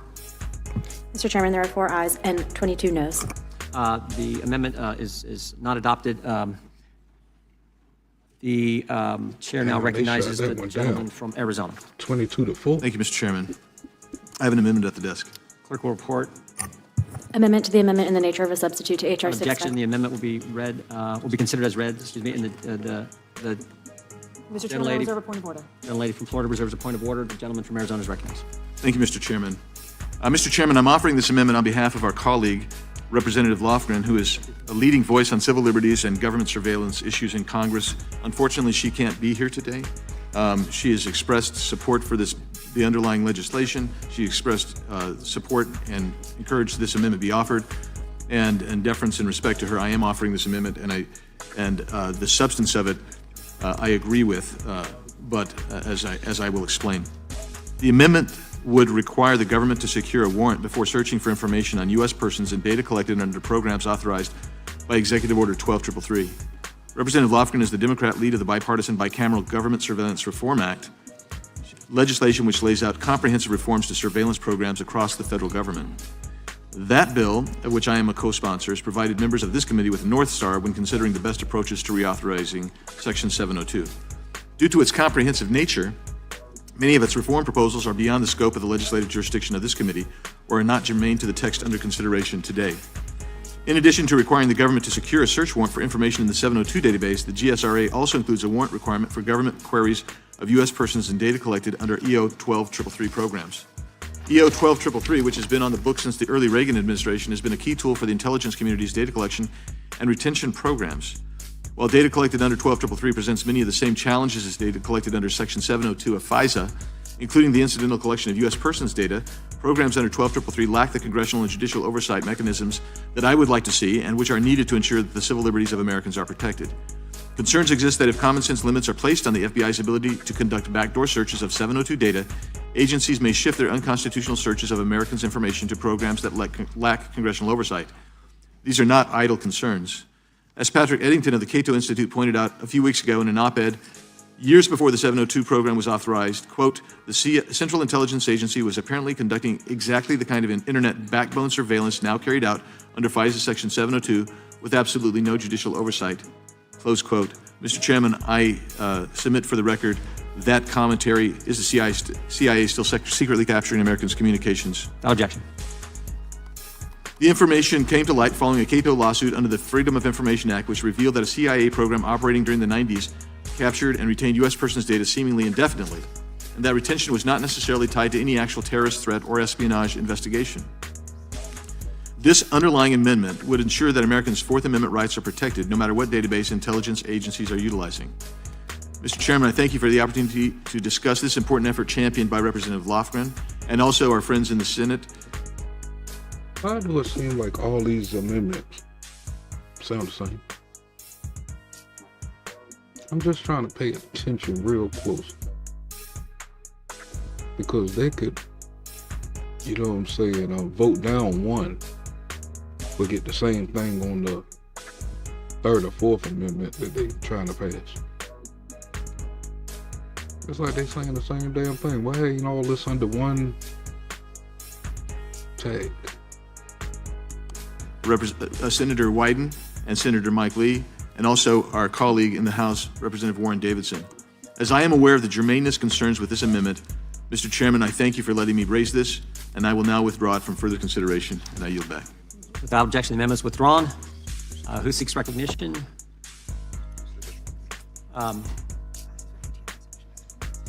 Mr. Bishop. Gentleman from North Carolina is recognized 5 minutes. Thank you. Thank you, Mr. Chairman. Do you have an amendment at the desk? Yes, I have an amendment at the desk. Gentleman has an amendment at the desk. The clerk will report. Amendment to the amendment in the nature of a substitute to H.R. 6570 offered by Mr. Bishop. Without objection, the amendment will be considered as read. Point of order reserved by the gentleman from Arizona. The gentleman has an amendment at the desk. The clerk will report. Amendment to the amendment in the nature of a substitute to H.R. 6570. What the hell is an amendment to an amendment? What the fuck? You see how confusing these motherfuckers can get? By Mr. Bishop. Without objection, the amendment will be considered as read. Point of order reserved by the gentleman from Arizona. The gentleman from North Carolina is recognized. The warrant requirement in the bill, Mr. Chairman, and I'm trying to lay my hands, I got very little notice we were doing this one next. The warrant requirement, as currently drafted in the ANS provides that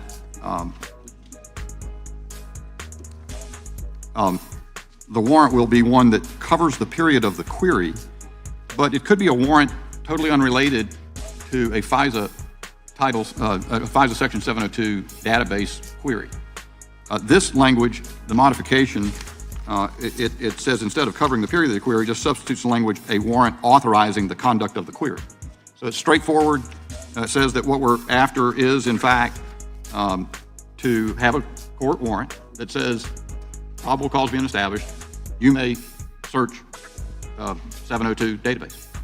So it's pretty straightforward, simple. I think the very idea here is we've got broad agreement that there should be a warrant obtained in order to search 702 database. This language would simply achieve that, as opposed to a broader situation where any warrant obtained against a person could then be converted to use of this particular database. Gentleman yield? I yield. Yeah. Yield? I yield to the chairman for I comment. think it's a clarification that's fine. I'll talk with the ranking member too, but I think that's fine. I yield back to the gentleman. You yield to the chairman? I yield to, I guess, Mr. Tiffany first. If you'd be so kind, the gentleman from North Carolina, would you read at least the full sentence again and how that is constructed in the context that it's in? I would just like to hear that one more time. That is my objective. To try to understand. Right now. In the meantime, perhaps, Mr. Tiffany, if I yield to Mr. Biggs for his question while we're trying to get my hands on that. Actually, I think I've got it. Is it in the right place? Yeah. Go ahead, Mr. Biggs. I yield to you, and then we'll find the place. Thank you, Mr. Chairman. I think this amendment is fine, and the way it reads is pursuant to the federal rules of criminal procedure by a court of competent jurisdiction authorizing the conduct of the query. I think that's appropriate and a good change. And the gentleman yield? I think, Mr. Biggs, I'm going to get Mr. Tiffany's concern real quick, and then I'll come to the ranking member if I could. Sorry, we're a little disorganized here. This is on page 4 of the ANS, and the appropriate language is that subparagraph A shall not apply to a query related to a United States person or a person reasonably believed to be located in the United States at the time of the query or the time of the communication or creation of the information if, and this is a disjunctive thing, such person is the subject of an order or emergency authorization authorizing electronic surveillance or physical search under Section 105 or Section 304 of this Act, or a warrant issued pursuant to the federal rules of criminal procedure by a court of competent jurisdiction authorizing the conduct of the query. And with that, I'll yield to the ranking member. I thank the gentleman for yielding. I just wanted to say I think the amendment is fine. I urge its adoption. Thank you, sir. And with that, Question. I yield back. Gentleman yields back. One seeks recognition. The question, gentleman from Maryland is recognized. Man, time out. Illegal formation in the chat. Hey, Nate. Oh, you telling me that there's 8 Jameses going around here? Damn. James Wilson's a popular name. Thank you, Mr. Chairman. So, just so that I'm clear, I asked my colleague from North Carolina, authorizing the conduct of the query, I take it, references the court referenced in line 20, covering the period of the query, which is the current language. So let me phrase it this way. I took the language covering the period of the query to be addressing a time frame, so that's not an unlimited period of time where this exception could be applied. And I took the gentleman's language to reference the court that would have provided the authorization. So to me, they seem to be talking about potentially 2 different things. And I'll yield to the gentleman to get his guidance on what his interpretation of that is. I thank the gentleman, and I'm not 100% sure I'm following what you're saying, but because the first thing that hung me up is I think the phrase covering, where's my new language? Authorizing the conduct of the query. I think that phrase modifies warrant, not court. So a warrant issued pursuant to the rules of criminal procedure by a court of competent jurisdiction authorizing the conduct of the query. It's eluding me. Perhaps you try one more time. I don't see what the covering of the period of the query helps with, and I'm open to that language being included also, but the key for me is that the court's warrant needs to be a warrant that is, we ask for warrants, as you know, others may not, We require things to be searched to be described with reasonable particularity, and I'm not suggesting this is a constitutional requirement. We're fixing something by statute we think should prudentially be fixed. But that's what I'm saying. We want to make sure this warrant is specific to searching the 702 database. So when I say authorizing the query, it is the 702 query. Now, if the gentleman believes something else is needed there, that I'm losing something by dropping the language, I don't know what the language covering the period of the query means exactly. If I might reclaim my time, that's a fair point. I took it to go to staleness, essentially. And just thinking out loud, I suppose that the provisions referenced under the Federal Rules of Criminal Procedure contain staleness provisions. But I just wanted to make sure I understood that the gentleman had time. There's still going to be language that has time constraints on this particular warrant. In other words, months down the road, whatever the warrant was shouldn't still justify something. And I think, to the gentleman's point, I believe, although I didn't practice in this area, I believe that So basically you're saying that the wording is unnecessary. So why leave it in there? the general requirements of probable cause and the issuance of a warrant under general law would cover the concept of staleness as you've just suggested. I don't know that you can have a warrant issued and then leave it outstanding forever and then have law enforcement rely on it as the basis to do any search. Perhaps, since we're trying to fix something that's not really constitutionally required, we ought to have both here to try to fix that too, but it gets pretty difficult. I think what I know we're trying to do is to make sure the court is required to have a warrant before we can use 702 data. There's a staleness issue. Maybe it seems to be more a more remote or more difficult problem maybe to solve, and that you're going to go back and try to resolve all warrant law. I yield. Fair enough. Reclaiming my time. Well, let me open this up generally then. Is there anyone perhaps who was in the negotiations with respect to this at the subcommittee level who understands or has a sense or guide or could provide guidance on the covering the period of the query language? I mean, if I'm incorrect about a time constraint, that's fine, but I do want to make sure we're not striking language that might still be useful. The gentleman yield. I will yield. I had the same concerns you did initially, but reading it again as it. Why would it be useful if you just called it stale? So you trying to leave a loophole in there when they're trying to fix this this act?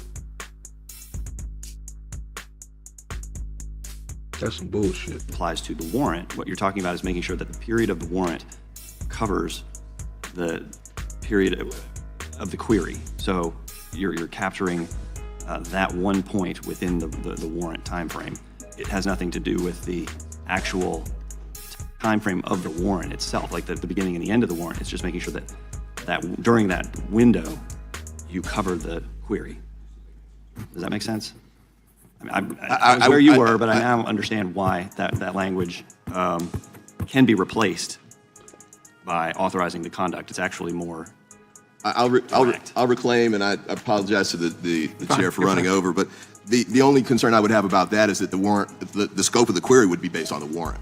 In other words, so the two of them are linked together. So, but with that, my time has expired. And even though their job is to get along as far as both parties, I don't like this.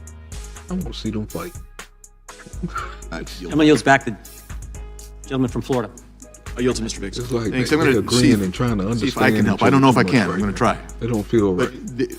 I take that language as kind of a drafting, trying to find some drafting consistency, because it refers ultimately here to lines 11 through 13, where we're speaking on that same page 4, where we're speaking to, let's take it from 7. Subparagraph A shall not apply to a query related to a U.S. person or person reasonably believed to be located in the United States at the time of the query or the time of the communication or creation of the information, if, and then it goes through, and then it ends up saying covering the period of the query. I think I would suggest, because I don't know, I didn't draft that, but I would suggest when I reviewed it that it was making consistent with the timing piece in lines 7 through 13. And that's why I don't have a problem with the authorizing the conduct of the query, because I think it's actually inclusive of what you're trying to get at, and perhaps maybe even makes it more focused. That's just, so I'll yield back. Gentleman yields back. Gentleman from Florida yields back. Anyone seek recognition on the amendment? Question now occurs on the amendment offered by the gentleman from North Carolina. All those in favor say aye. Aye. Those opposed, no. In the opinion of the chair, the ayes have it. The amendment is adopted. The chair now recognizes the gentleman from Kentucky, Mr. Massey. Have an amendment. Desk clerk report. Amendment in the nature of a substitute to H.R. 6570 offered by Mr. Massey of Kentucky. Without objection, the amendment will be considered as read. The gentleman from Kentucky is recognized to offer his amendment. The gentleman from Arizona reserves a point. Point of order. Reserves a point of order. The gentleman from Kentucky is recognized. I'm honored to offer this amendment with Ms. Jayapal as a co-sponsor. And Ms. Lofgren, I want to give her credit as the original author of this. She's been diligent. She's been on top of this FISA issue for over a decade, since the entire time that I've been here. And Ms. Lofgren and I have worked together on amendments over the years. Some of them we've got passed on the floor. But as Ms. Jayapal said earlier, pretty excited. Never thought we would really get to the point that we are. Thank you, Mr. Biggs, in terms of getting real reforms and not trying to last minute offer defunding amendments on appropriations bills. We are here in the Committee of Jurisdiction offering substantial legislation that's going to last the entire reauthorization. So this amendment, what it does is gives us more transparency, and that's going to be key. If we're going to do our jobs, which is oversight of this entire process for the next several years, we need oversight. We need the information.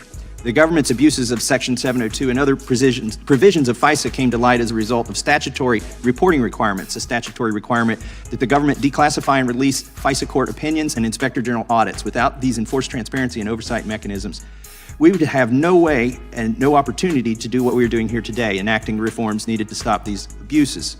Mr. Biggs' underlying bill already has several excellent provisions related to transparency, accountability, and oversight. Our amendment would build on these provisions with some additional audit and reporting requirements. These are common sense, good government provisions.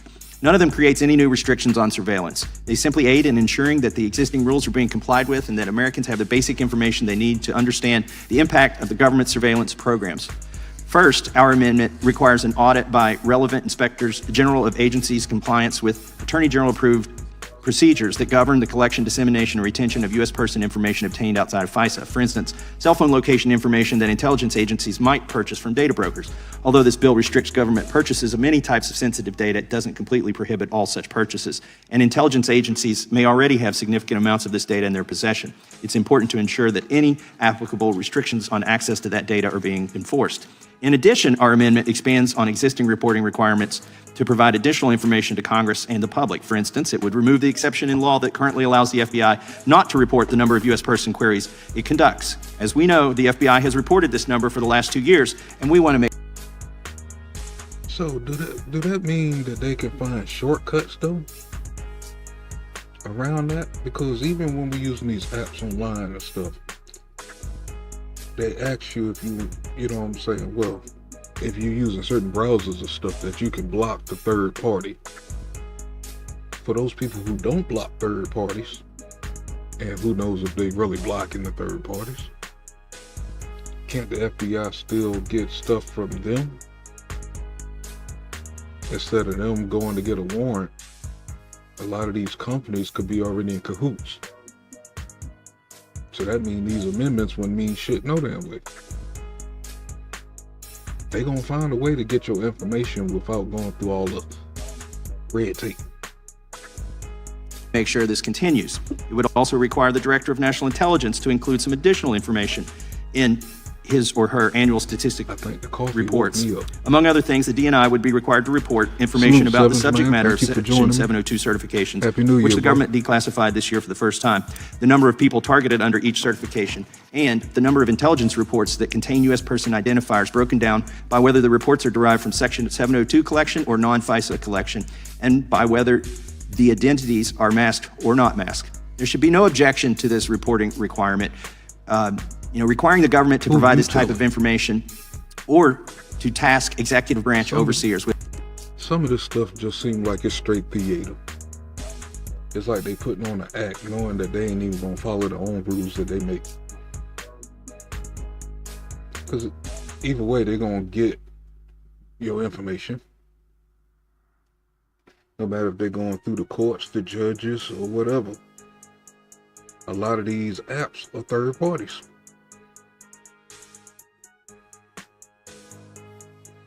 with assessing whether the government is complying with procedures that govern its handling and use of sensitive information about Americans. In no way does this provision limit our government's ability to collect information, to review this information. It's merely a reporting requirement, and again, authored by, first of all, my colleague, Zoe Lofgren, who has been fastidious and diligent on these issues. And with that, I yield back the balance of my time.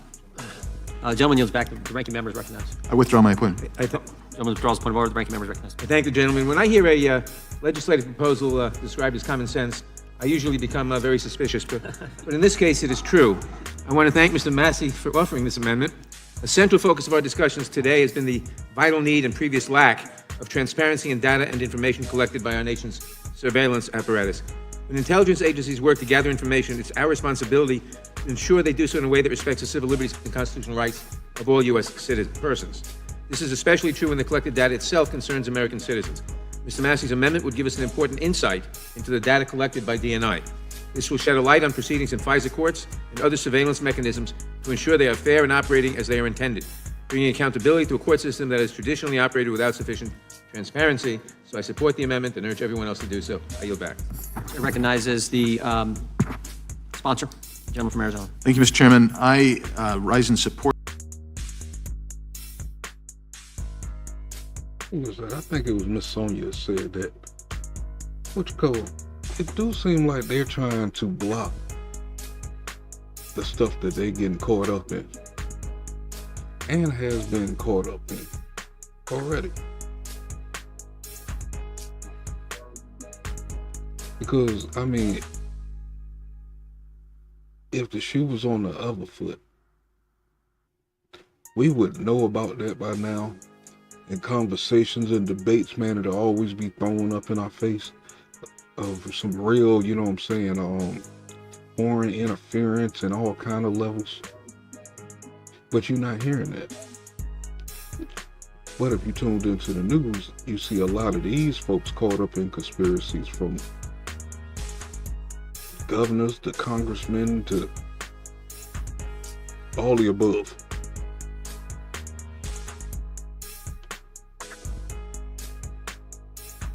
These are very sneaky, crafty fuckers.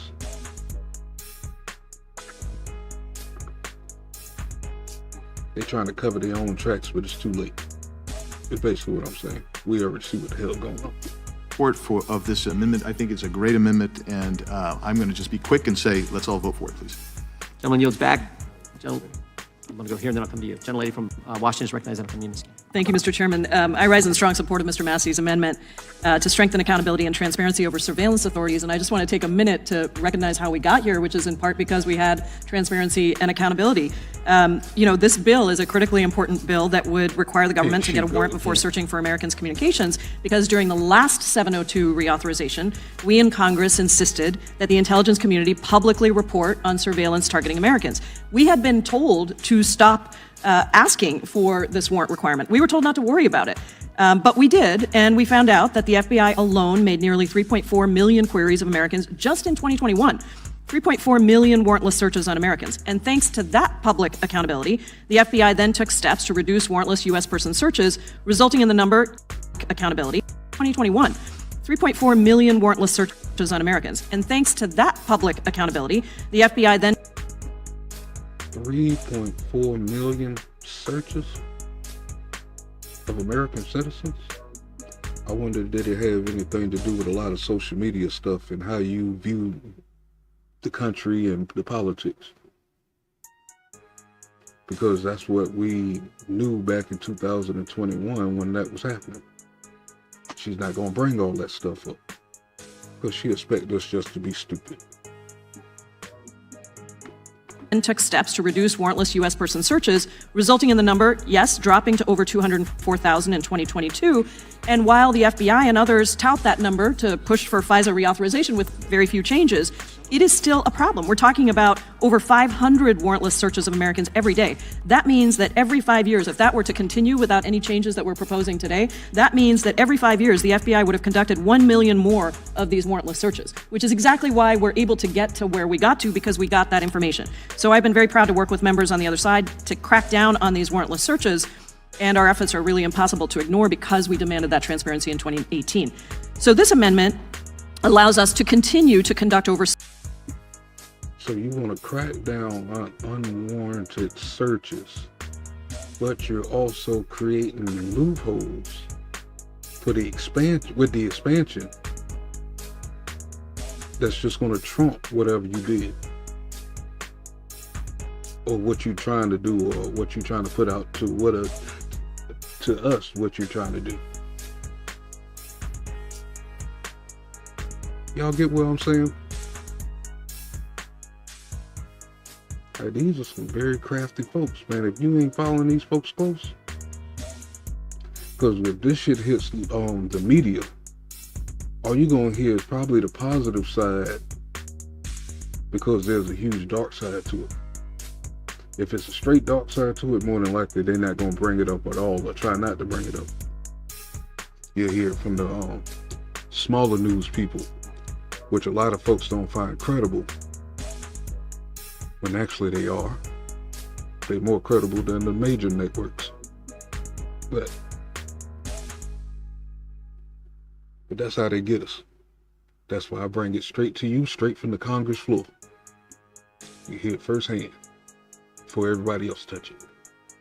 Over surveillance activities. It would strengthen the already excellent provisions in the bill on transparency, accountability, and oversight by requiring the DNI to report on certifications issued under Section 702. Statistics on who is being targeted, the people that are being targeted, intelligence reports containing identifiers of U.S. persons. This is basic information.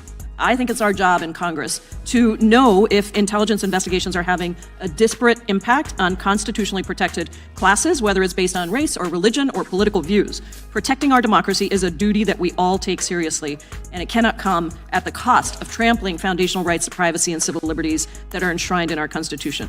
As members of Congress, we have a responsibility to stand up for the civil liberties of our constituents, and that starts with doing the most basic oversight and transparency, requiring transparency from the intelligence community to ensure that those rights are protected and upheld at every turn. So I thank Mr. Massey for offering the amendment and allowing me to co-sponsor it. I thank Ms. Lofgren for her work on it. And I thank all of our colleagues for just continuing to have this very good, rational, reasonable discussion towards the goals that we all are working for. I yield back. Gentlelady yields back. The gentleman from Wisconsin is recognized. Thank you, Mr. Chairman. As the gentleman from Kentucky was giving his presentation on this amendment, the thing that ran through my mind was cost-benefit analysis. And I think about all the reports that we require to be generated here in the Congress of the United States, and I oftentimes question the value of those reports. And so I have a question for the gentleman from Kentucky, if he would be so kind as to answer it, is, you know, how do you answer that question? Okay, here we get another report. Is it going to be of value? Is it going to be of value? Well, my short answer to that is what price do you place on civil liberties? That's a rhetorical answer to a question that I think that these reports are only worthwhile if we read them. And I think we do get too many reports on things that we don't pay attention to. And to the gentleman's point, I assure you that as long as I'm in Congress and as long as Ms. Lofgren and Ms. Jayapal is here, we are going to be paying attention to these reports. Do you think we take any of the agencies away from their duties by having them create another report, have more people that are creating reports? I think if the result of having more reports is to do less spying on Americans without a warrant, then I would double the number of reports. I yield back. For what purpose the gentlelady from Pennsylvania is recognized? I move to strike the last reading. Gentlelady's recognized. Thank you.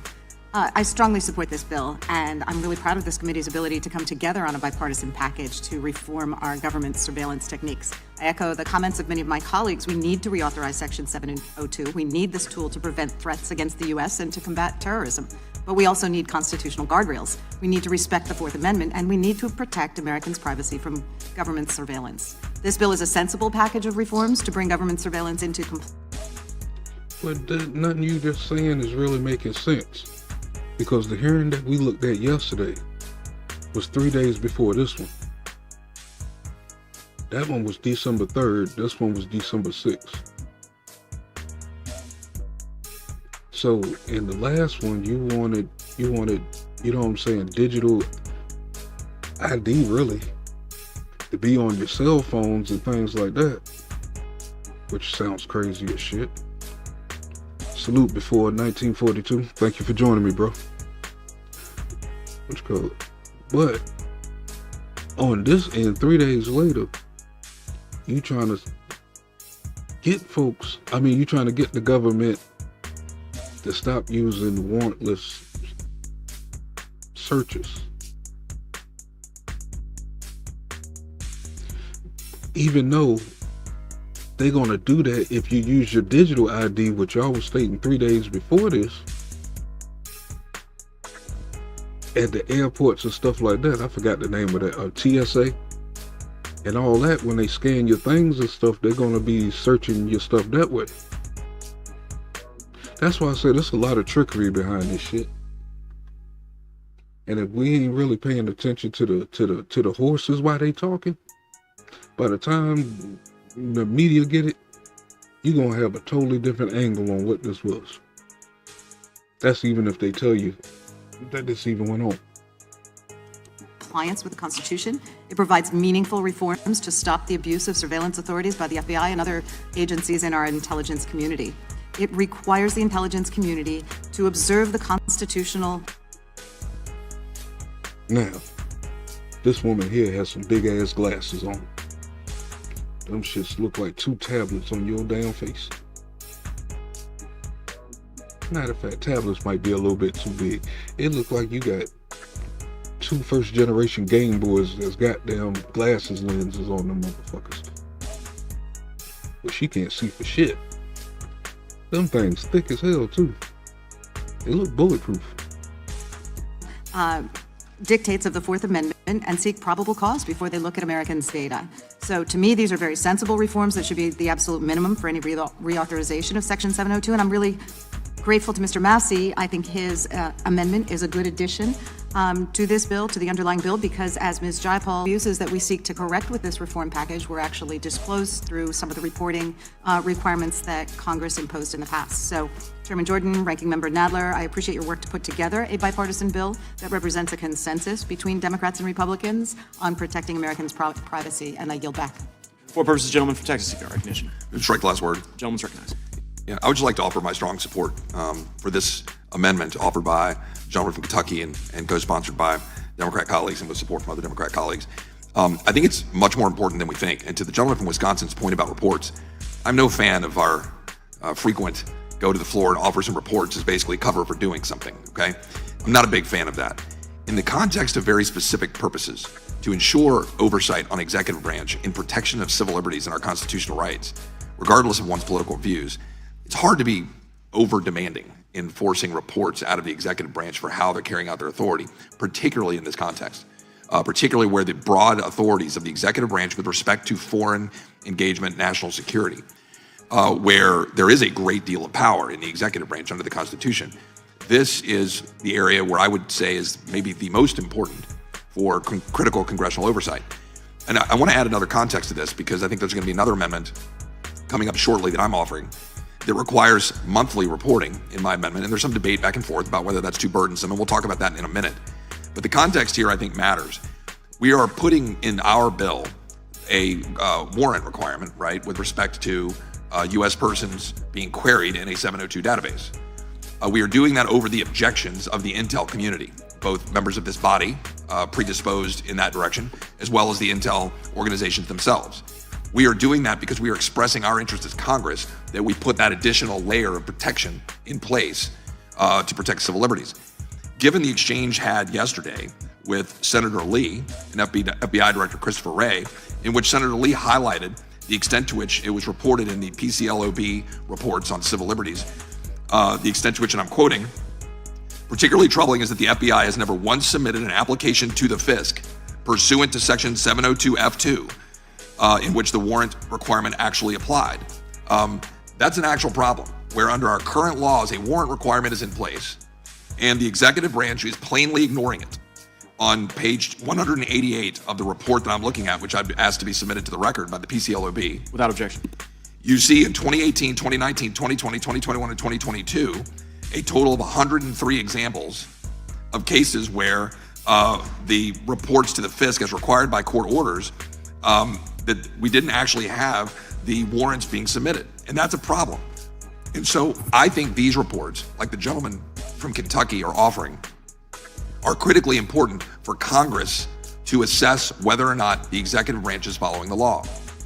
In a moment, I'll be offering an amendment to make a very narrow section of the reporting requirements. That is, how many warrants are being offered, how many queries have been hitting a database on U.S. persons. I want that on a monthly basis. I'll be honest with you, and I'll talk about that more in a minute. I want it on a minute-by-minute basis, but that might be cumbersome. The point here is... The gentleman yield. The gentleman yield. I'll yield, sure. I just want to say that, as you may recall, last time we reauthorized the bill, we got rolled by the Intel Committee. Yeah.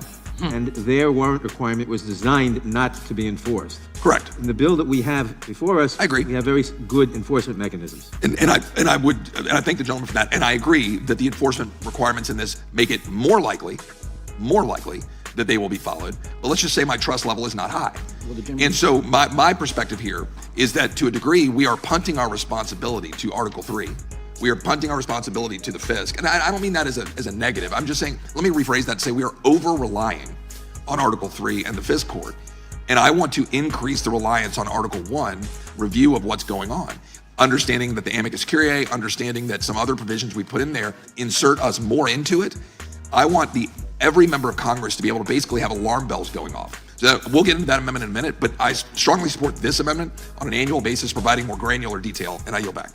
Gentleman yields back for purposes. Gentlelady from Indiana, recognition. I'm going to strike the last word. Gentlelady's recognized for 5 minutes. Thank you. I appreciate Representative Massey doing this amendment, and I really like the rationale. Maybe they don't have much time then to harass Americans, so I really like that. I think one thing, and I will address. Oh shit! Boy, here come the buzzsaw. Every time she get the mic, boy, she damn chew it up, boy. It's hard to understand what she's saying unless you can slow down what she's saying while she's talking. Mentally. Man. She a lawnmower. Wanted my amendment a little bit later on. We have a lot of reporting, which is great, but we really don't have a system for us to look at these reports, and it's very hard to find these reports and take action. So we also need to think about it, how we can not just look once every 5 years at these reports when we do reauthorization, but how we can have more timely responses and set up Congress to deal with this. So I think it's very important to have a separate person also doing this report, but we need to think that maybe these people, we should have a specific hearings where these reports will be discussed and presented, and we can do that, but maybe we need to start mandating some of these hearings, which will force us to look at these reports, because if you look at the PCLOB report, that is very alarming. A lot of recommendations and a lot of conclusions as they reach by reviewing this, and how many rights of Americans been violated. We turn into surveillance state. So I am very much supportive of this. I think it's very good to have additional reports, and hopefully it will force some of the violating. We turn into surveillance state. So a lot of recommendations and a lot of conclusions as they reach by reviewing this, and how many rights of Americans been violated. We turn into surveillance state. So I am very much supportive. What the hell is a surveillance state? Are you in one now? Of this, I think it's very good to have additional reports, and hopefully it will force some of the people in the intelligence community to think twice maybe before they decide to do these queries, because they decide to do these procedures because they've been taken very lightly and been abused significantly. And I think, we are turning into being a police and surveillance state, which is very, very dangerous. And I am very happy to see we have a support on the bipartisan basis, because this issue shouldn't be partisan. We have a lot of partisan issues, but I appreciate that actually people on the left and on the right can agree on some issues, and and we don't have to go very far in amendments. We actually can agree on the force. So I strongly support this amendment. Will the gentlelady yield? Yes. I just like to add that the importance of reports is not just who might read them, but their influence on those who write them. It's a reminder that there is oversight, however imperfect, and it puts them on notice that at any given time that agency may be called to account for the activities that it is reporting, and that is a very good thing. I yield back. Yeah, thank you. I completely agree with you, and I yield back. Gentlelady, anyone secret? In the day that stuff get called to question, we will be here. Recognition. Question occurs on the amendment from the gentleman from Kentucky. All those in favor say aye. Aye. All those opposed, no. In the chair, the ayes have it. The amendment is adopted. Who seeks recognition? Gentleman from Texas. I have an amendment at the desk. Clerk will report. Amendment to the amendment in the nature of a substitute to H.R. 6570. Objection. The amendment will be considered as read. The gentleman from Arizona reserves a point of order, and the gentleman from Texas is recognized. Thank the chairman. And I may not need to use the entire 5 minutes because I laid the foundation in the context of the previous amendment, which I wholly support. That amendment has a much more granular and more detailed requirement of information that is required to be presented to Congress on an annual basis. That is a very good thing. It allows us to analyze what's actually happening.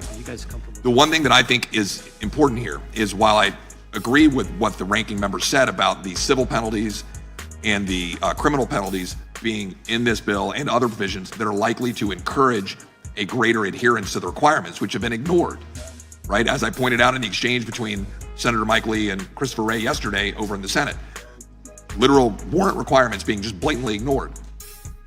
My concern here is, depending on what happens here and in the Intel Committee and the floor in the Senate, with 12-333 in executive orders, with possibility always of a rubber stamping of warrants, which could end up being the case, or the ignoring of the requirements in some form or fashion, we don't know how our best efforts here will play out, right? We're drafting something that likely we won't readdress for another 5 years.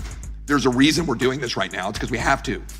And so my point is, and I was trying to allude to it before, we in Congress need to be more actively engaged in this particular question because it's a fundamental duty for us to check the executive branch. And I understand there's provisions in here, like I said, with the amicus curiae. There's provisions, for us to have two members, at the designation of the chairman in the room as needed and staff. That's good. But we know how this place works. We know how this town works. We know how busy everybody gets. We know how busy members are. Staff who end up in the room can often end up getting sucked into the vortex of the mood in the room to go after bad actors and to say, you want to go do this, right? Those of us who've been prosecutors have seen that, where you get into that mentality. All I want here is a minimal amount of information on a more regular basis. Like I said, I'd like to have my phone chime every single time a U.S. query is made, right? And I can go, why the hell is that going on? Now that's a little absurd. That might be a little much. I guess my point is, psychologically speaking, that's where my head is.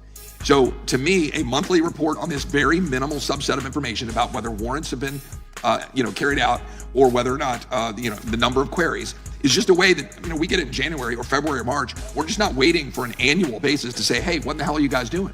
Right? Are you implementing this? And I know there's going to be some pushback on the burden. Come on. They're going to be collecting the data to report it annually. I think having that same staffer who's going around collecting it, going around to the U.S. courts and talking to the FISC judges and whatever, however that will happen, we can all figure that out.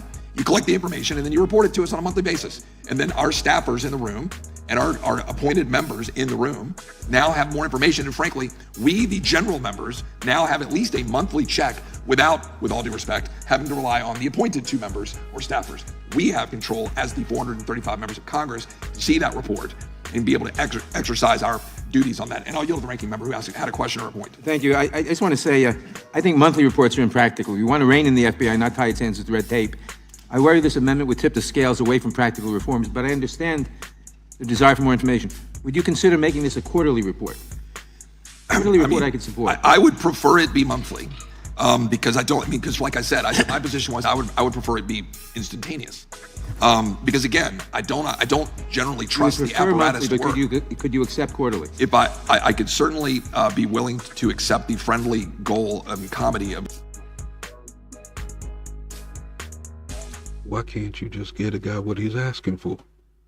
He said monthly. Why are you trying to switch it to quarterly? You're just one of those guys I just don't trust. Of achieving quarterly, if it would be received, but I do want to at least stipulate I will be proven correct that we would be better off if we were getting it more often than quarterly, and that the bureaucratic demands on the staffer to collect it is not that significant. So I ask unanimous consent that the amendment be amended to say quarterly. Without objection, the amendment is so amended. The gentleman yields back. I would just point out that in the gentleman's statement he said a more regular basis and more detailed information. Mr. Nadler's amendment, and they cover that. So we've got the more detailed basis from the previous amendment, more regular basis in this amendment, and we are continuing our bipartisan march forward on this legislation. The amendment is agreed to. Or, well, let me bring it up. Anyone else wish to speak on the amendment? The amendment is agreed to.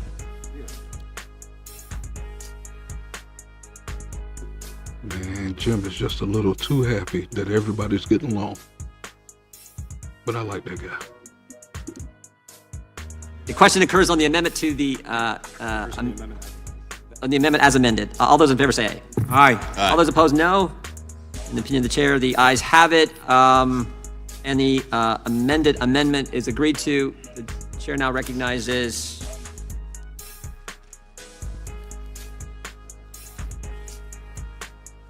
We don't have to do that. We can just.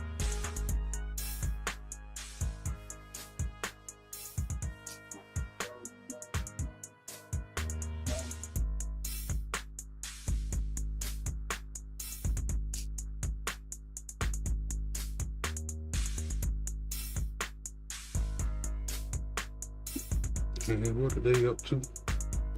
The gentlelady from Wyoming.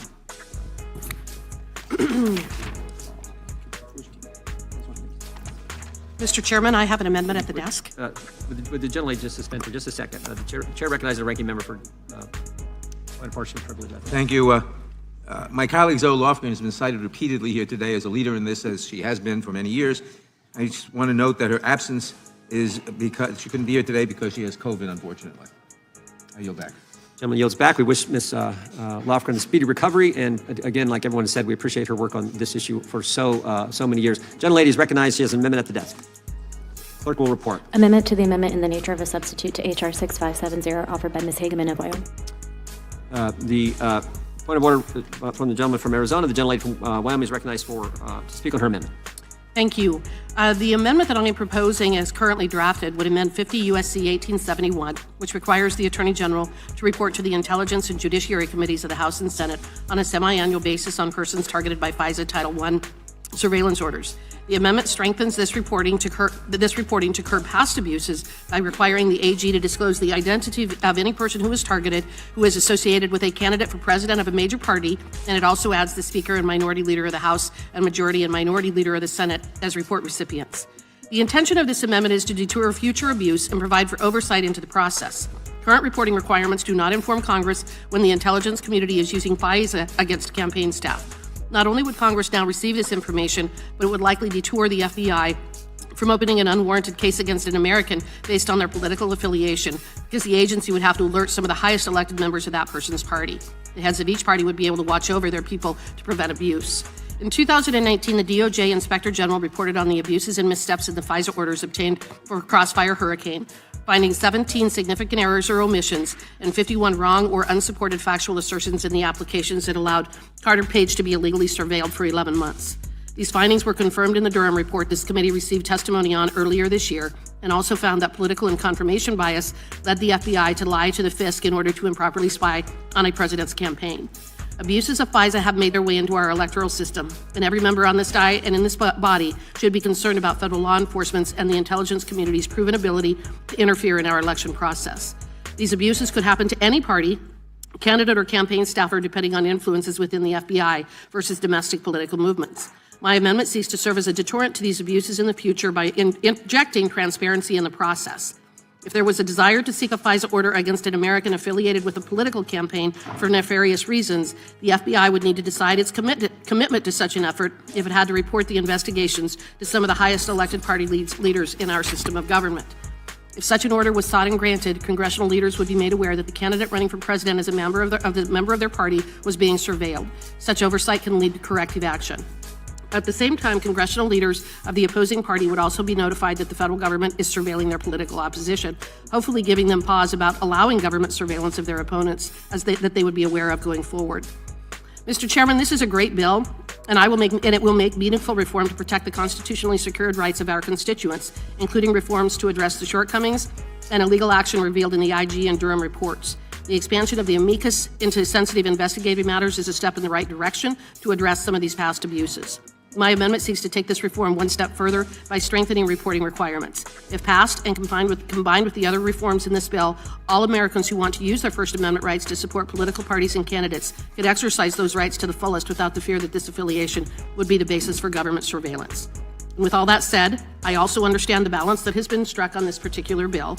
So I will withdraw my amendment, but hope that we can continue to pursue much-needed FISA and Section 702 reform in the future. Thank you. Without objection, the amendment is withdrawn. We appreciate the gentlelady's comments on the bill and her amendment. The chair now recognizes the gentlelady from Indiana, Ms. Sparks. I have amendment at the desk. The gentlelady designate her amendment. Related to the audit. The audit one? Okay. As long as the clerk has it, we can, the clerk, okay. Amendment to the amendment in the nature of a substitute to HR 6570 offered by Mrs. Sparks of Indiana. Without objection, the amendment we consider as read. The gentlelady's point of Can we get the copy of it? While you're waiting for the copy of the amendment, I'm going to create this. It's a very simple amendment. So what it does, so I think we're rightly adding annual audit of FISA compliance by Inspector General because we do need to have more independent eyes on the processes because there are a lot of audits that are done by, self-reporting by Department of Justice, a lot of audits that, the FISC does, they're kind of ad hoc. So I think it's important for us to have. I agree with it there. Need more eyes on this. You need somebody watching the watcher. That's watching the watchers. If you know what I mean. Inspector General doing audits, so it's a very good part of the bill that we're doing on page 29. So what I really have seen in a lot of ways, we do a lot of these audits, but they never really reviewed and presented when we have oversight hearings and never discussed. So it's we have reporting for the sake of reporting, not action. So what it does, it says when we have Attorney General come in our oversight hearing and talking about oversight of the Department of Justice is doing, including oversight of FBI and all of the other things it's supposed to do, they also should discuss this Inspector General audit report and see what was done and what is done. But it's important for us to bring attention because it is a very material issue that we'll actually have a discussion of this during our oversight hearing with Attorney General. And this Inspector General report I actually looked at by the executive branch, and remediation or other actions reported are happening, and they can talk to us about that. So it's a very simple amendment. All it just says, and when Attorney General comes to oversight hearing in the House and the Senate, Attorney General shall discuss this Inspector General report on annual audit of FISA. I yield back. Gentlelady yields back to the gentleman insists on his point of order. Gentleman withdraws. The chair recognizes. Chair recognizes the ranking member. Thank you. There's already, I oppose the amendment is unnecessary, basically. There's already a reporting requirement. The Attorney General already comes annually to the Judiciary Committees, and if he's required to report this anyway, and if he doesn't report it adequately, you can ask him a question. So I just think it's unnecessary. Would the gentleman yield? Sure. Yeah, but it's not in the statute that Attorney General shall actually. So I want to make sure that when the Attorney General comes here, he or she is prepared to actually do that. Because if it is in the code and the part of the hearing, Attorney General will be discussed, we have more meaningful discussions because they will have to be referring to this report that they should be reviewing. Otherwise, Attorney General will sit in this committee and say, well, I'll get back, I'll do this, and it never happens. So that's why it's important for them to be familiar with that report. It would be improper for Congress to mandate that the committee hold a hearing on a particular subject. No, we normally do anyway. No, but Gentleman yield. This is not a committee. Wait. Gentleman controls the time. Yeah. But that's what it would do. I'll yield. Gentlelady's recognized. Well, this is actually not. We already have oversight hearing. All it says, it's not new hearing. It's nothing required. We already have an Attorney General doing the hearing. So as a part of the hearing, Attorney General should, discuss this Inspector General report. So he needs to say, based on my assessment, so we need to make sure that Attorney General is looking at these reports and addressing with Congress, because ultimately, if we want to do oversight functions, we need to make sure that somebody's taking actions. So all it says that they need to discuss already, it doesn't require any hearing. Reclaiming my time. Well, this is my time. I was ready. No, it's still Mr. Natter's time. Okay, then, yeah. Let me just say,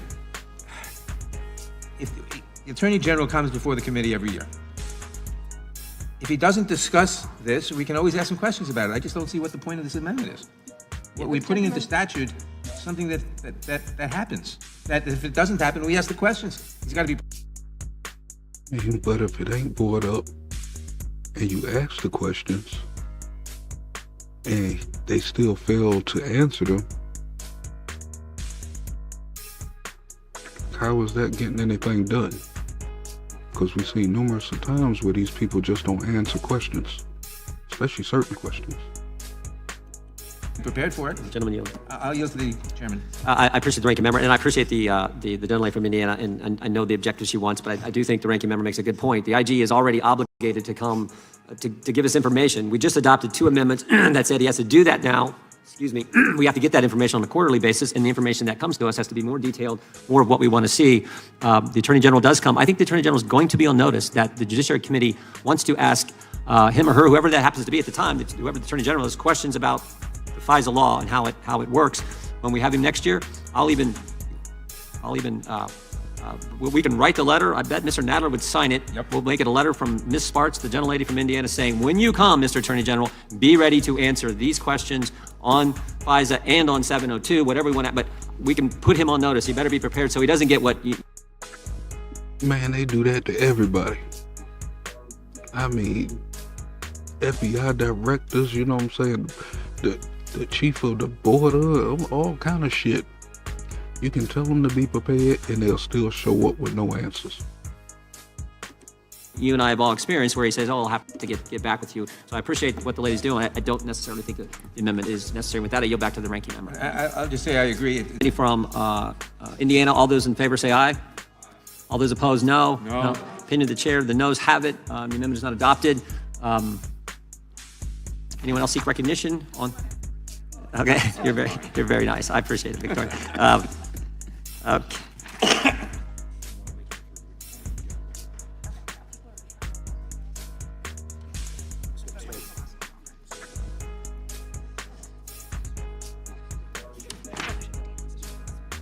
Who does? Look like they're coming up to the Gentlelady end of from this. Pennsylvania wishes to speak on the amendment in the nature of a substitute, and move to strike the last word. Strike the last word. Thank you, Mr. Chairman. I want to say that I'm really heartened by what has gone on here over the course of many years, but also recent weeks, coming together in this committee over something extremely important. I rise in support of H.R. 6570, the Protect Liberty and Endless Warrant Surveillance Act, reforming the Foreign Intelligence Surveillance Act, known as FISA. As lawmakers and members of the Judiciary Committee, it's our job to strike the right balance between often competing interests. Today, we must safeguard both our national security as well as our constitutional rights of privacy. When you take a look at the history and what has been learned through the reporting, that in 2021, for example, the FBI made nearly 3.4 million queries of U.S. persons. It's stunning and shocking. And yes, while they have recognized it and have made some reforms on their own, it is our job. But has anybody asked the question of why was they looking up so many citizens? To make sure we hold them to a far greater standard as they protect our national security. I'm encouraged that so many members on both sides of this hearing room take this responsibility seriously when it comes to FISA Section 702.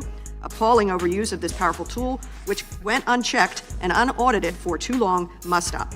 The warrant requirement and other key provisions at the heart of this bipartisan bill will leave American civil rights better defended, as we still allow the agencies to do the important work of keeping us safe. I urge my colleagues to join me in support of these essential reforms, and I yield back. Gentlelady yields back. Anyone else seek recognition on? The question is on the adoption of the amendment in the nature of a substitute as amended. This will be followed immediately by a vote on reporting the bill. All those in favor say aye. Aye. Those opposed, no. Opinion of the chair, the ayes have it. Reporting quorum being present, the question is on favorably reporting the bill as amended. Again, all those in favor say aye. Aye. Those opposed, no. The ayes have it, and the bill is ordered to be reported favorably to the House. The sponsor of the legislation, the subcommittee chair with jurisdiction, asks for a recorded vote. The clerk will call the roll. Mr. Jordan? Yes. Mr. Jordan votes yes. Mr. Issa? Mr. Buck? Mr. Gates? Mr. Gates votes yes. Mr. Biggs? Mr. Biggs votes aye. Mr. McClintock? Mr. McClintock votes aye. Mr. Tiffany? Mr. Tiffany votes aye. Mr. Massey? Mr. Roy? Mr. Roy votes aye. Mr. Bishop. Mr. Bishop votes aye. Ms. Sparks. Ms. Sparks votes yes. Mr. Fitzgerald. Mr. Fitzgerald votes aye. Mr. Bentz. Mr. Bentz votes yes. Mr. Klein. Mr. Klein votes aye. Mr. Armstrong. Mr. Armstrong votes yes. Mr. Gooden. Mr. Van Drew. Mr. Nels. Mr. Moore. Mr. Moore votes aye. Mr. Kiley. Mr. Kiley votes aye. Ms. Hageman. Ms. Hageman votes aye. Mr. Moran. Ms. Lee. Ms. Lee votes aye. Mr. Hunt. Mr. Hunt votes aye. Mr. Fry. Mr. Nadler. Aye. Mr. Nadler votes aye. Ms. Lofgren. Ms. Jackson Lee. Mr. Cohen. Mr. Johnson. Mr. Schiff. Mr. Swalwell. Mr. Swalwell votes no.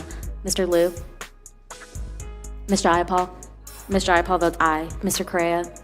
Mr. Correa votes aye. Ms. Scanlon. Ms. Scanlon votes aye. Mr. Nagus. Ms. McBath. Ms. McBath votes aye. Ms. Dean. Ms. Dean votes aye. Ms. Escobar. Ms. Escobar votes aye. Ms. Ross. Ms. Ross votes aye. Ms. Bush. Mr. Ivy. Aye. Mr. Ivy votes aye. Ms. Ballant.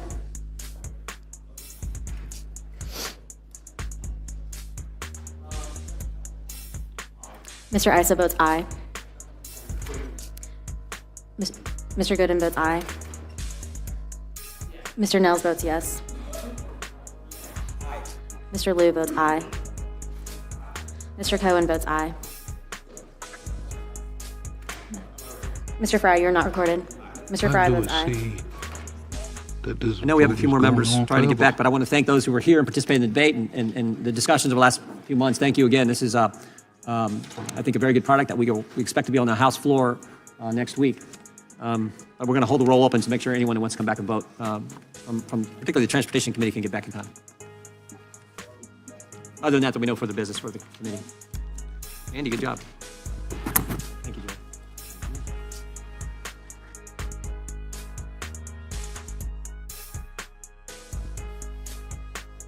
And there you have it. We have another one completed there. This was very informative. You know what I'm saying? I didn't know a lot about this. Well, I knew some of it, but I think we only knew the base part. This was more detailed as far as the surveillance that's going on. You know, a lot of good info here. And I'm sure that they're not done. And they did put us on to another act that this complements. We'll try to find that act, then bring that one to you too.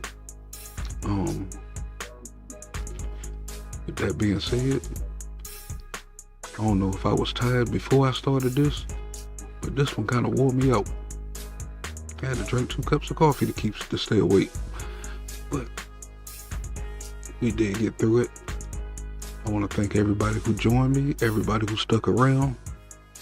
1492, thank you, bro, for showing up. James Wilson, 7 came up in the building. Nate, DJ Tanya, Renee. Did I say James? Sonia, Renee, Nate, Gabe up in here. I think Gabe has something coming up. I know I might have something coming up later too. It won't be this, it'll be more on the Crime and Confessions. These people still waiting to finish cutting the damn grass. That sounds like the 4-wheeler. Young Roz, thank you for joining me. Candy, salute. Thank you for sticking around. Hope you got some good info off of this one. I need to find one for tomorrow. Or after Money Boy. Because that's the time slot that I'm really trying to get. And, you know what I'm saying? Like 1:30 to 6 in the morning. For those night owls. Salute to everybody who did join me. Salute to the people who donated to the Cash App and Content That Matters. Remember to smash that like button. Share the live. Subscribe and hit the notification bell so you can get more content that matters when I drop it. I always go through all that, and that set up my screen here. Yeah, I think I'm gonna need to take a power nap after this one. Hopefully it ain't nobody going at the moment that will distract me from taking a nap. I think we'll go out to KRS-One, the Blast Master.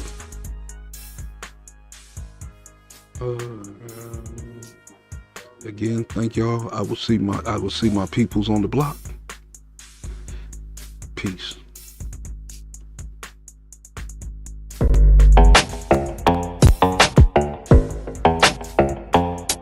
Don't you fall for it. Don't you fall for it. Keep your head up, never let them get you fed up. You just step up, get your rep up, get your cash up, get your check up. The whole system's a setup. It's time we really get up. We've been about this revolution from the time we met up. Take it back, I got my fists up, Malcolm X in 88. But revolution only works for those that will participate. You are great, they are fake. Yo, it's time to demonstrate higher level mental states. Conscious people congregate, show the love, not the hate. This is basic, no debate. But these people are debating and they hating, they should wait. It was bickering amongst ourselves that got us in this state. Yeah, the truth is inconvenient, but the truth is never late. You can't see what they be doing, how they thinking, how they moving. You can't see what they pursuing, making claims none are proven. Don't fall for it, don't fall for it, don't fall for it, don't fall for it. We can see who is the enemy, sovereignty's the remedy. You don't need telepathy, it's white supremacy. Don't fall for it, don't fall for it, don't fall for it, don't fall for it. Bringing the raw, doing the tour, government officials bringing the law. You never see what you never saw. 303, open the door, knowledge reigns, that is the game. Ignorance, that is insane. Don't fall for it, the reps and the Dems are the same. This one's shooting us up, that one's locking us up. This one got us stuck, that one's out of luck. You can front if you need to, the cycle never ends. No justice, but in 4 years they hyping us again. Don't fall for it, don't fall for it, don't fall for it, don't fall for it. If you thinking and you earning and you drinking and you burning and you really not concerning with the news and what they learning, don't fall for it, don't fall for it, don't fall for it, don't fall for it.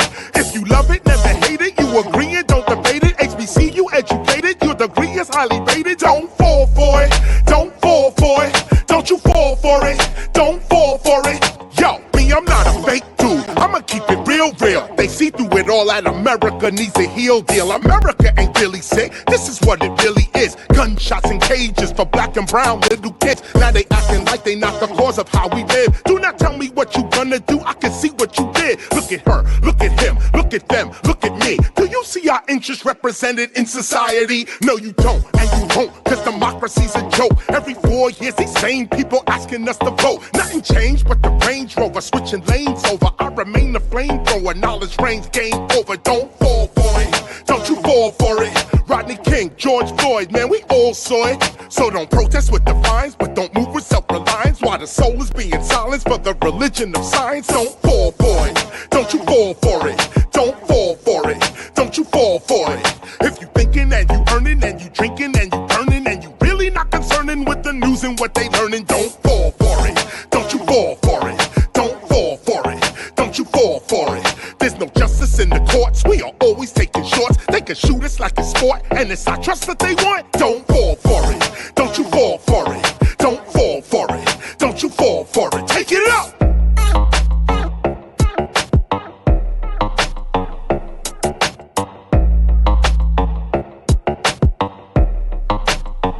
Take it low now.